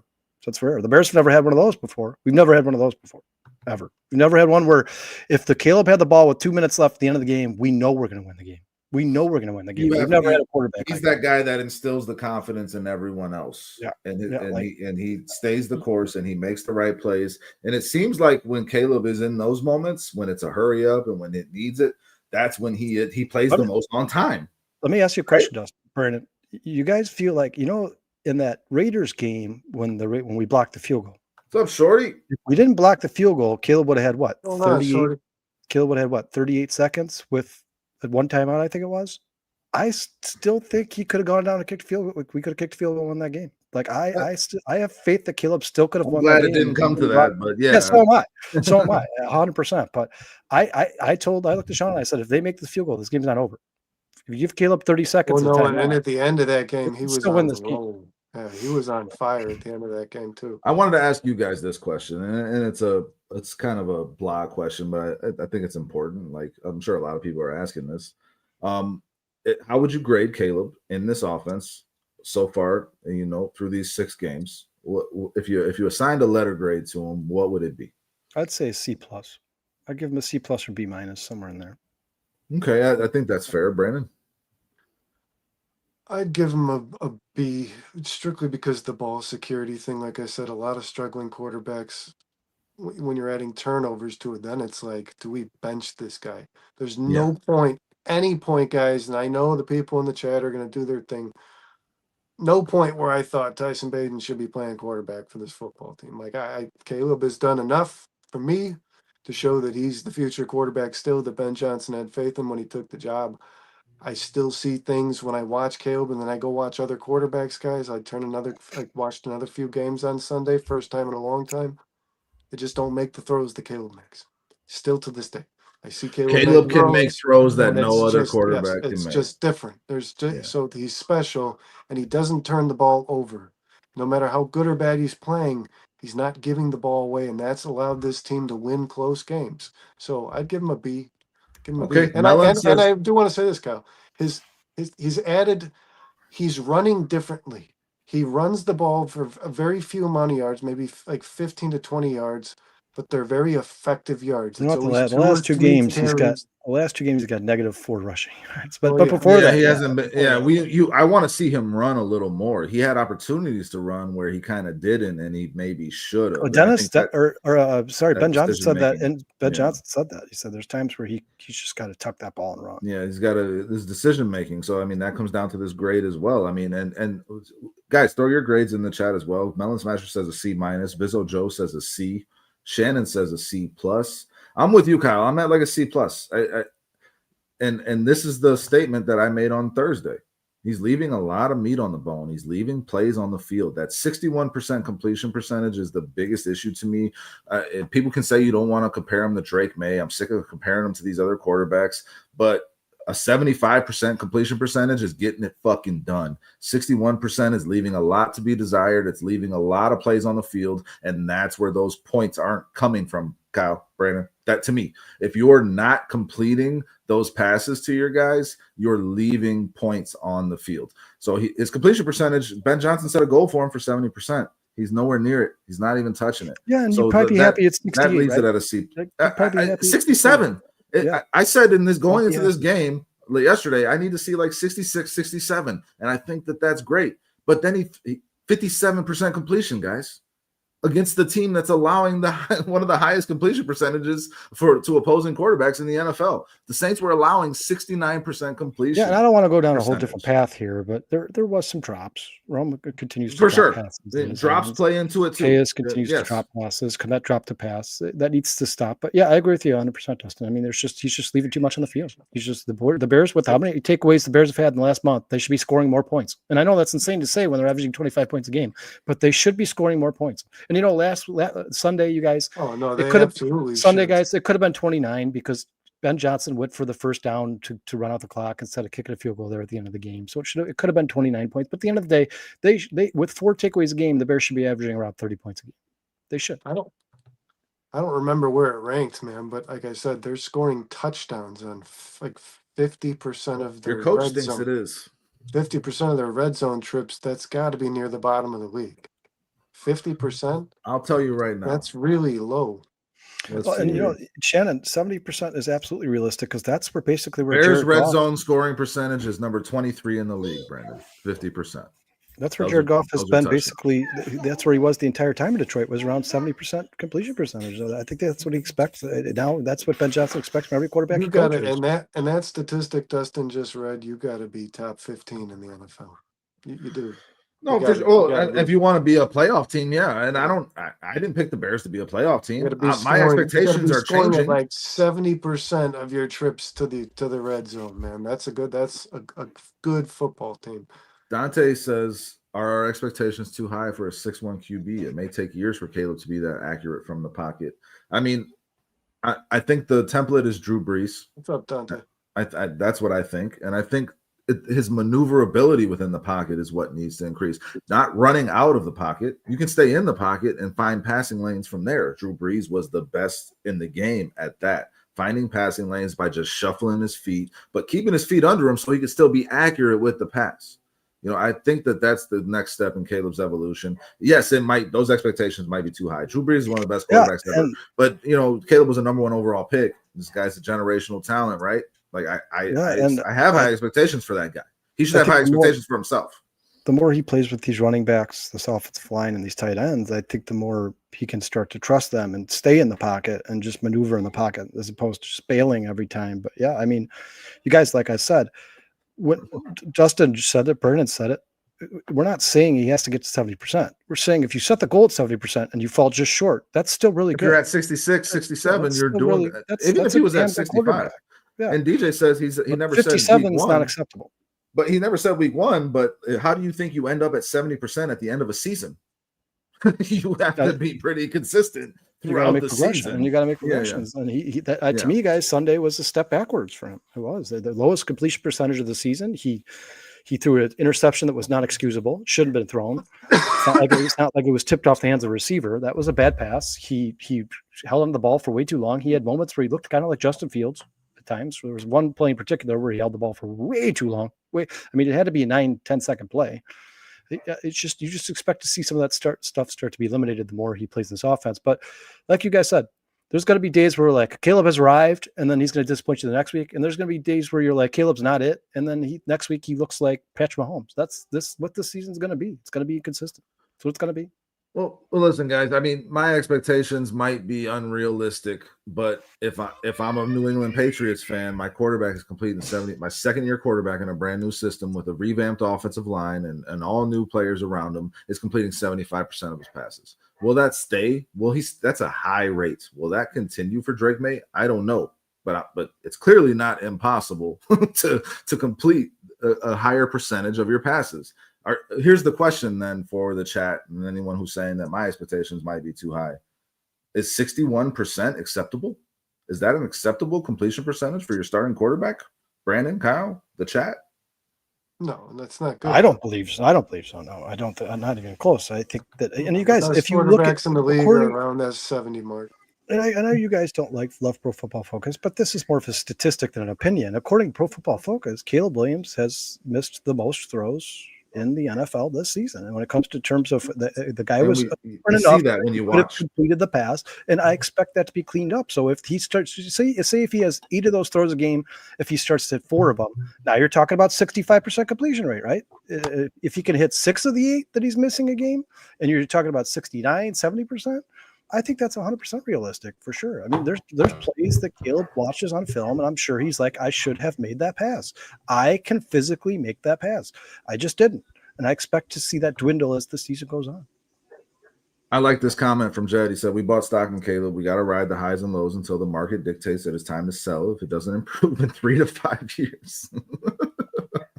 I mean, 3 to 5 years is a little much. I think Caleb is a guy that's going to be continue to make an impact in the NFL and be a game changer, as you said, Jed. I think he is that guy, and I just want to see it be more consistent. And I just think he makes the game too hard on himself, and I think that's got to be the biggest focus for this coaching staff right now, is simplifying it for Caleb and making sure he just takes what the defense gives him, in the majority of the situations, until he needs to make that special play that he can make, that only a few quarterbacks in the league can make. Yeah, you guys, I think some people in the chat are under the impression that we're saying that the Bears should never punt, right? Like, that's not what we're saying. What we're saying is, if you could just turn one more of those field goals into a touchdown, it's a completely different game. If you could just turn one more of those field goals into a touchdown, it's a completely different game. 30 points sounds a lot better than 25. And they won by 12 points, and they got the win, and they got 4 in a row. And of course, winning games is more than acceptable. That's the expectation, right? Then that's what you hope. That's what Ben Johnson wants. I think Ben Johnson thinks this is a compete now team. They've shown that up to this point, but you do get concerned about, as this schedule toughens up and you're 0-2 in your NFC North right now. You got 4 more games to play in the NFC North against some quality teams, right? So it's still the best division in football. As of right now, it's right there. The AFC West is right there. They're neck and neck. But like, if he's completing 57% of his passes against the Packers, that's concerning. This has to get cleaned up and get better to be competitive against more competitive teams. That's how I look at it. So yes, it's a process and it's growing, but we need to see some growth. It's going to be up and down, but you don't want to see regression. You want to be to the point where, instead of like how he started the show, guys, by saying, I believe that Caleb Williams is limiting the success of this offense under Ben Johnson, you want to be at the point where you're like, how far can Caleb take them? Like, can they be the second best offense in the NFL, third best offense in the NFL? And Caleb's ceiling ultimately will decide that, but he certainly has not hit his ceiling. And right now they are not the best team, but one of the best offenses in the NFL. They can be, but they're not. They're top 12. They could be top 5. Brandon, again, you're coming into the chunk of this schedule that's going to be the hardest, and you have a gauntlet down the stretch here. He needs to be better. I mean, plain and simple. I mean, guys, he's going to expect $500 million. I mean, this guy needs to be a guy you have faith that you can move forward for your future. So the Caleb Williams we've seen so far, not that guy. So he's got, a season, got the rest of the season, another season after that. But I would like to see the signs now early, because I agree with you. I think Ben Johnson, I was saying this all off season. I think that the coaches believe that this team can win now. I don't think there was ever any doubt about that. And Caleb is a big part of that. Thought this is going to be a couple of years. No, they want to win. And I think that Ben Johnson thought Caleb would be leading that parade, man. So Caleb needs to be the guy that Ben Johnson needs him to be, for sure. And I think Ben Johnson's definitely giving him the information and the tools that he requires. He just needs to be able to apply and execute. DJ, nobody's giving up on Caleb Williams. We understand that this is a process. I love Caleb Williams. I've been watching Caleb Williams. He is our quarterback. Yeah, he's our quarterback, and we're behind him. I just think that there's improvement that needs to be made, and that should be and can be discussed, because that's going to lead to wins or losses for your team that you're rooting for. Man. A lot of people in the chat here sound like we're being like pessimistic on Caleb. Guys, we've all said we expect him to get much better and reach that peak, that pinnacle where he is one of the best quarterbacks in the NFL. All we're saying is this is how it's going to happen. In terms of this year, the timing in which that happens will determine the success of the Chicago Bears 2025 season. That's all we're saying. Like, are we having playoff aspirations right now? Yeah, I'm sticking to my 9-8. I'm sticking to my 9-8 because I think there's going to be games where Caleb leaves points on the field and we're outscored by teams like the Ravens and Bengals. I think that there's a possibility that happens unless Caleb's development goes faster than it has through the first 6 games of the season. That's all I'm saying. I still think he's going to get there. It'd be nice if he got there tomorrow because we could make the playoffs. Like and if he doesn't, that's what I led with is this is just, you're seeing the run defense was improved, the run game was improved. You're seeing the improvements this coaching staff is making almost immediately to this roster, where they're figuring out who they have and where they should be and how much they should play. Caleb's the one guy that it's been a very slow process. It has. It's been very slow. And I guess for a guy like me who believes Caleb, this guy is the limit, because I believe Caleb can be the best quarterback in the league. So right now, I would love to start seeing consistently good. We don't need to see great. You know what I mean? Yeah, it's early. It's early. Yeah, I don't need Caleb Williams. I don't need Caleb Williams to be a future Hall of Famer today, but I need him to be as a guy who's showing that when this team, like Ben Johnson said, cannot run the ball and needs to rely on Caleb Williams, he can't be throwing 57% completion to his receivers, because those guys will win you the game. That's another thing, man. This Bears team finally has a roster. They'll win you a game if you just give them the ball. Be the point guard. Distribute you guys, here's a really good comment. You have to do that for a year before you become the guy you want to be. Then here's a really good comment. This is what we've been trying to say, James. If Caleb Williams plays Cowboy style, we win against the Ravens. If Caleb Williams plays Saint style, we lose guys. I agree with that 100%. I'm not saying we automatically win if he plays Cowboy like you did against the Cowboys, but you're certainly going to lose if you play like you did against the Saints. I don't even know about that. I mean, the thing, and I'll throw this comment out here, because from Flex, the growth is still winning games without a good passing attack. That's a big step forward for the Bears. They're finding ways to win. They're finding ways to win games that they have no business winning, which means that they have grit, which means that they have determination. They don't quit, and they just find a way to get it done. And they could do that against the Ravens because that defense is porous and they have made mistakes on offense. But if that offense is firing on all cylinders, that Lamar Jackson Ravens offense is, then yes, Caleb needs to make plays that win you the game. He's got to be better than 57 completion percent, guys. But I don't think either one determines 57% completion rate. I don't think we beat the Ravens. That's just my personal opinion, but I don't think we beat the Ravens. And I think there is a certain baseline when you're talking about playing against like a depleted secondary like the Ravens have, and against a secondary that was, wide open for business this past Sunday against the Saints. Like there's still stuff being left on the field. That's all. And I want to see the Bears get all of that. I'm hungry for that. That's run as flawless as a game plan as you possibly can. Were the Detroit Lions flawless when Ben Johnson was there? No, but they were damn good and they rarely made mistakes. And when they were firing on all cylinders, guys, they averaged 33 points a game. 33 points a game. That's almost and that was 3 years into that tenure, with Ben Johnson. For sure. This is a process. And we've talked about that numerous times and before the season and during the season on this show. This is going to be a work in progress. I just hope that Caleb starts to get more consistent by the time they're playing competitive football teams as opposed to teams like the Saints. Jared Goff throws big plays here and there, but he really just gets the ball into the hands of his playmaker. That's what he's doing tonight to Amon-Ra St. Brown. Amon-Ra St. Brown and Jameer Gibbs and Sam Laporta. Jameson Williams. That's what makes that's the oil that makes that machine run. So that's what Caleb needs to be here. He's got to get that understanding down to me that it's okay to get the ball in the hands of your playmakers and let them make the play. That's kind of your job. Dante says 12-5, Kyle, exclamation point.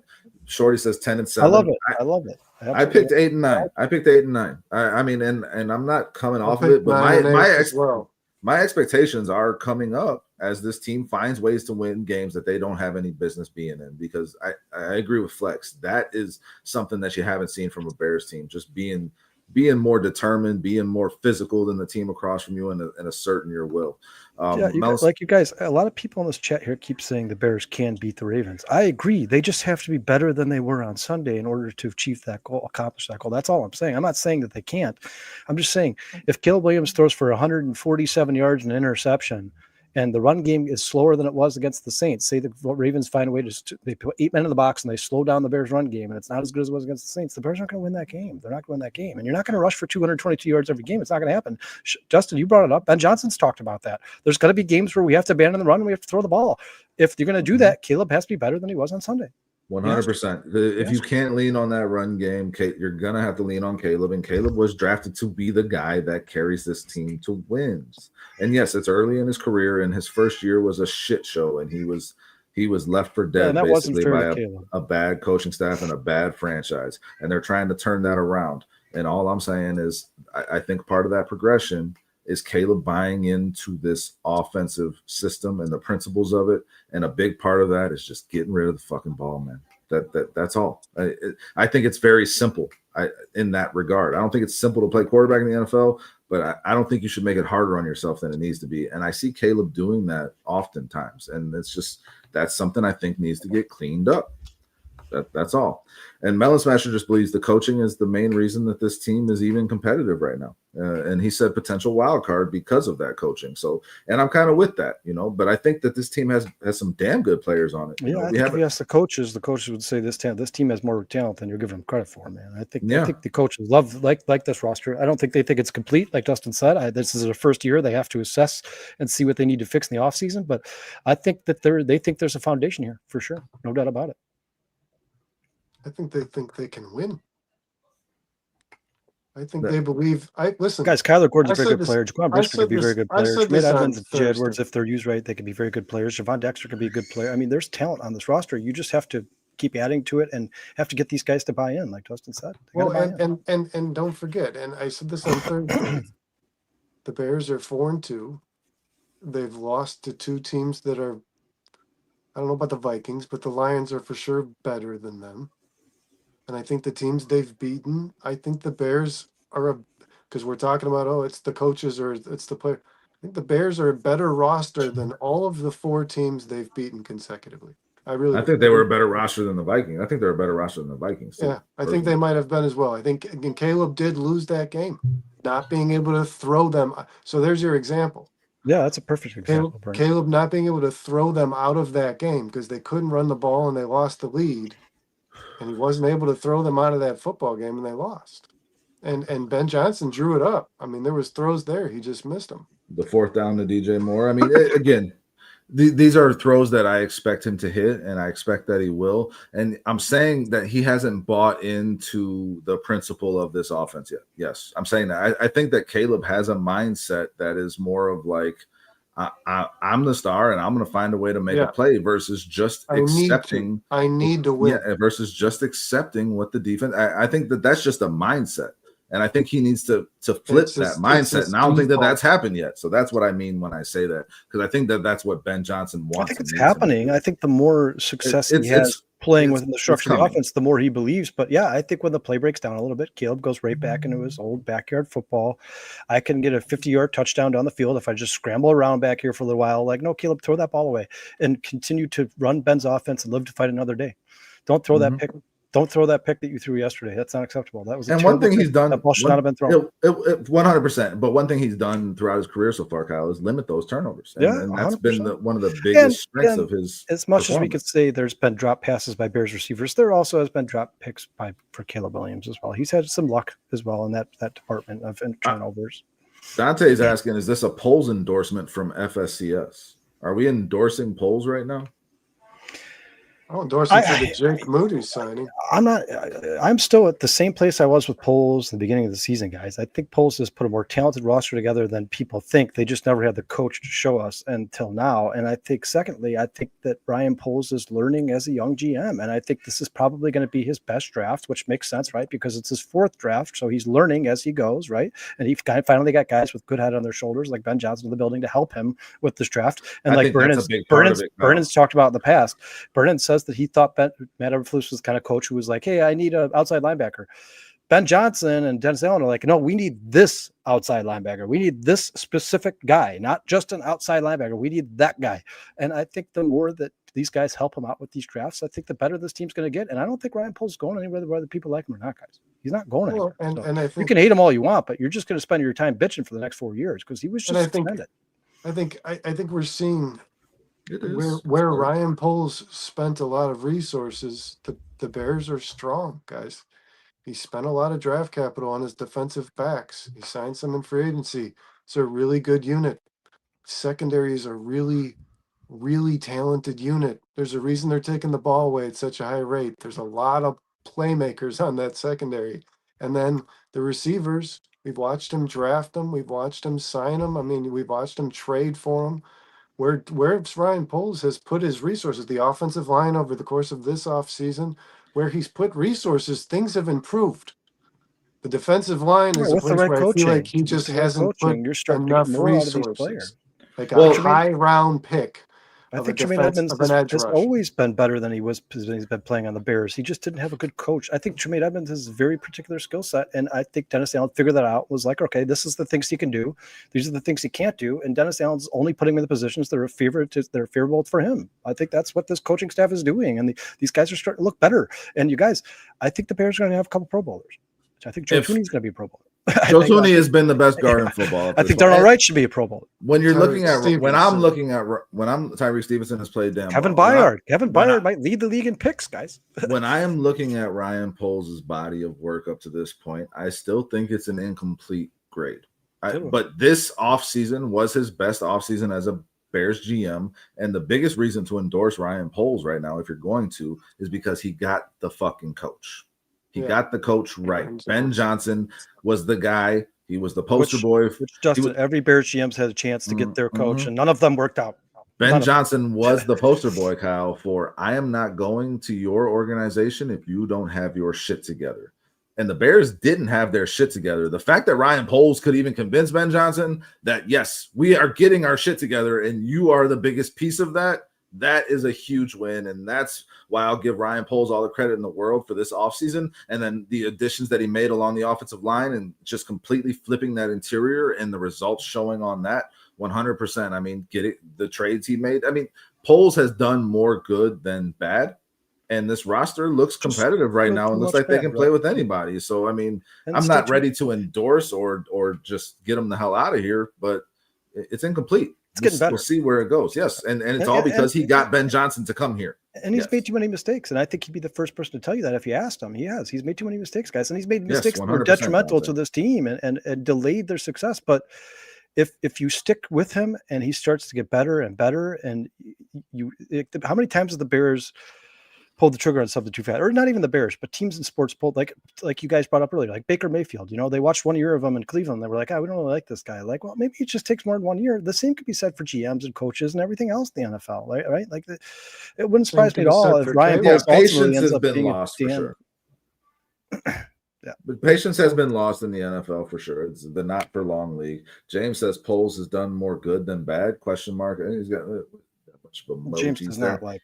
No, yeah, I understand, and a lot of people don't. And I didn't want him to have an opportunity to hire another coach. I was done with him when he retained Matt Eberflus.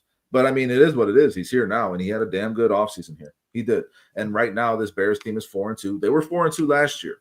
And Melon Smasher points out the defense. The defense has been bad this season. Overall, the numbers are still very bad. They have a lot getting more better. They are getting better, but they are still very bad. They have a lot more to prove. This is an incomplete grade for all these guys. Up to this point, the Bears are a middle of the pack team to me. But they've shown that they can compete in any game. They can find a way to figure it out. And I do believe that is all on Ben Johnson. And I think if you don't give Ryan Poles some credit for getting Ben Johnson in this building, then you're kind of lying to yourself. You're not being intellectually honest. You're being biased. You're just going too far the other way. You know, like it's okay. Caleb had a bigger part of it to me. It's okay to say I don't like Ryan. Yeah, it's okay to say I don't like Ryan Poles, and I think he deserves to be fired. But this, and this were very good moves by Ryan Poles. I'm glad he made those before we fire him. But yeah, for the most part, he has not been good. It's okay to say he's done things good and he's done things bad. But I think if Ryan Poles has another off season this season, like he did last season, you're talking about a GM who's getting good. He's becoming a good GM. He has a good off season this season. Kyle, what you said made me think of Ryan Pace trading for Justin Fields right before the Bears fired him. And Mike Lombardi, Brandon, what do you say? It's like farting in an elevator before you get off. No, it's like farting before you leave a room. Okay, same thing, same principle. Yeah, I mean, like, yes, I mean, I feel better about having Caleb Williams here in the building than I felt about having Justin Fields. So I think Poles, if you're comparing him to previous Bears GMs, he's holding his own right now, and we'll see. I think it's an incomplete thing. I want to see how this season goes. I just don't think it's a good look to be like, well, I don't like Poles, so Gordon sucks, and Jaquan Brisker sucks, and Ben Johnson sucks because I don't like Poles, and he's the one that made all those moves. Like, well, just because you don't like Poles doesn't mean you can't like Kyler Gordon, which he drafted, Jaquan Brisker, which he drafted, Joe Tooney, which he traded for, Drew Dahlman, which he signed for in free agency, the trade, drafting Caleb Williams number 1, drafting Roman Dudinze number 9, drafting Colston Loveland, Luther Burden, getting Ben Johnson to be the coach here. I mean, you don't have to be like anti everything that. I mean, that's like politics, right? Like anti everything one side does. Like, you could be somewhere in the middle. Like you could be like, I think that Ryan Poles has done some good here, but he's not my favorite GM in the NFL. That's fine. I totally understand and agree with that. But to say that after 3 years, the Bears are worse now than they were when they hired Ryan Poles, it's just not true. It's not. Guys, the Bears got to win. The Bears have won 4 in a row. They're 4-2. They're 4-2 and they right could be now. 5-1, and that's not Poles' fault. And they have a stretch right now coming up against the Ravens, whose defense is porous, the Bengals, who look like a different team every week, and we don't know what Joe Flacco we're going to get, the Giants, who just gave up the most, they should have had a win against the Giants. The Broncos, are like a decent team who can't figure it out. Yes, and the Bears are like the opposite. The Bears find a way to win those games. The Giants find a way to lose those games. You could be 6-3. Hey, you guys, 7-2 after this stretch. This is looking interesting. Kevin Warren helped Poles get the guy he wanted, and Kevin Warren then extended Ryan Poles. Yeah, and I mean, there's a thing about I feel like they're trying to give Kevin Warren all the credit, but he extended Ryan Poles. And you can give Kevin Warren that credit, but he also empowered Ryan Poles to do his job, and I think that was something that wasn't happening in Halas Hall too. And he let him be aggressive in finding a coach. Yes. He gave him all the money. Kevin Warren is the one who calls Ben Johnson, or he's the one who calls Ryan Poles in the office and says, "Hey, we're extending you here for 4 years." I mean, obviously George is in the conversation, but that was Kevin Warren's move to extend Ryan Poles. That was his decision. He is the president of football operations. That's that structure now where these guys, nobody's putting their hands in something else that somebody else is doing. You're empowering guys to do their jobs and letting them do it is something that hasn't existed. I'm glad you brought that up because you noticed that Ryan Poles has done no interviews this year. It's good. That's a good thing. Yeah, exactly. Because usually if you're doing interviews with the GM, it's because everything's fucked up. Ryan Poles is like, okay, everything's going swimmingly. Ben Johnson's got this. And you're not projected. I'm gonna bring in Jake Moody and give him that, and I'm gonna bring in Passon Gay or cut him when I need to, and I'm gonna let these guys figure the rest out. And I think right now this year has been a good year for Ryan Poles so far through 6 weeks of the season. It's been a good year for the Chicago Bears, guys. This has been a lot of fun. This has been a good show. We're glad everybody who was here with us got to chime in. DJ Prophet, Dante, Jed, Melon Smasher, Bruce, James Christo. Who else am I missing? I saw Erica in here earlier, guys. I don't know. Flex Diggs had some great comments, man. We appreciate all of you. John S was in here, I remember. Who else, man? Shannon was in here. Shorty checked in. Shannon, thanks for coming back, brother. Jed, I didn't shout out Jed. Jed's one of my favorites, man. We appreciate all of y'all. This has been a lot of fun. This is the Halas Hall Hangover. We're 4-star Chicago sports. We are excited about this Bears team. I want them to get better. I think Caleb Williams taking the next step is how this Bears team takes the next step. So I just want to see that happen. That's all. I'm excited about not great. Our job as Bears fans is to be excited. Our job as podcasters is to be excited, but temper expectations and give criticism where it's due. And that's what we're doing. And I think we all agree, right? That the three of us all agree that this team's going to get better, right? They're only going to get better. They can only get better. But there's a lot of things to clean up for sure. No doubt about it. Hey, it's part of if you haven't hit the like button yet, please do so on your way out. If you're not subscribed, what are you thinking? Get on it. We're here every week. We'll be back on Wednesday with the Barely There. We'll be back on Thursday with the Bare Minimum. We're here throughout the week giving you all the Bears content. And we love to hear what you guys got to say and talk about it. So this has been a lot of fun, guys.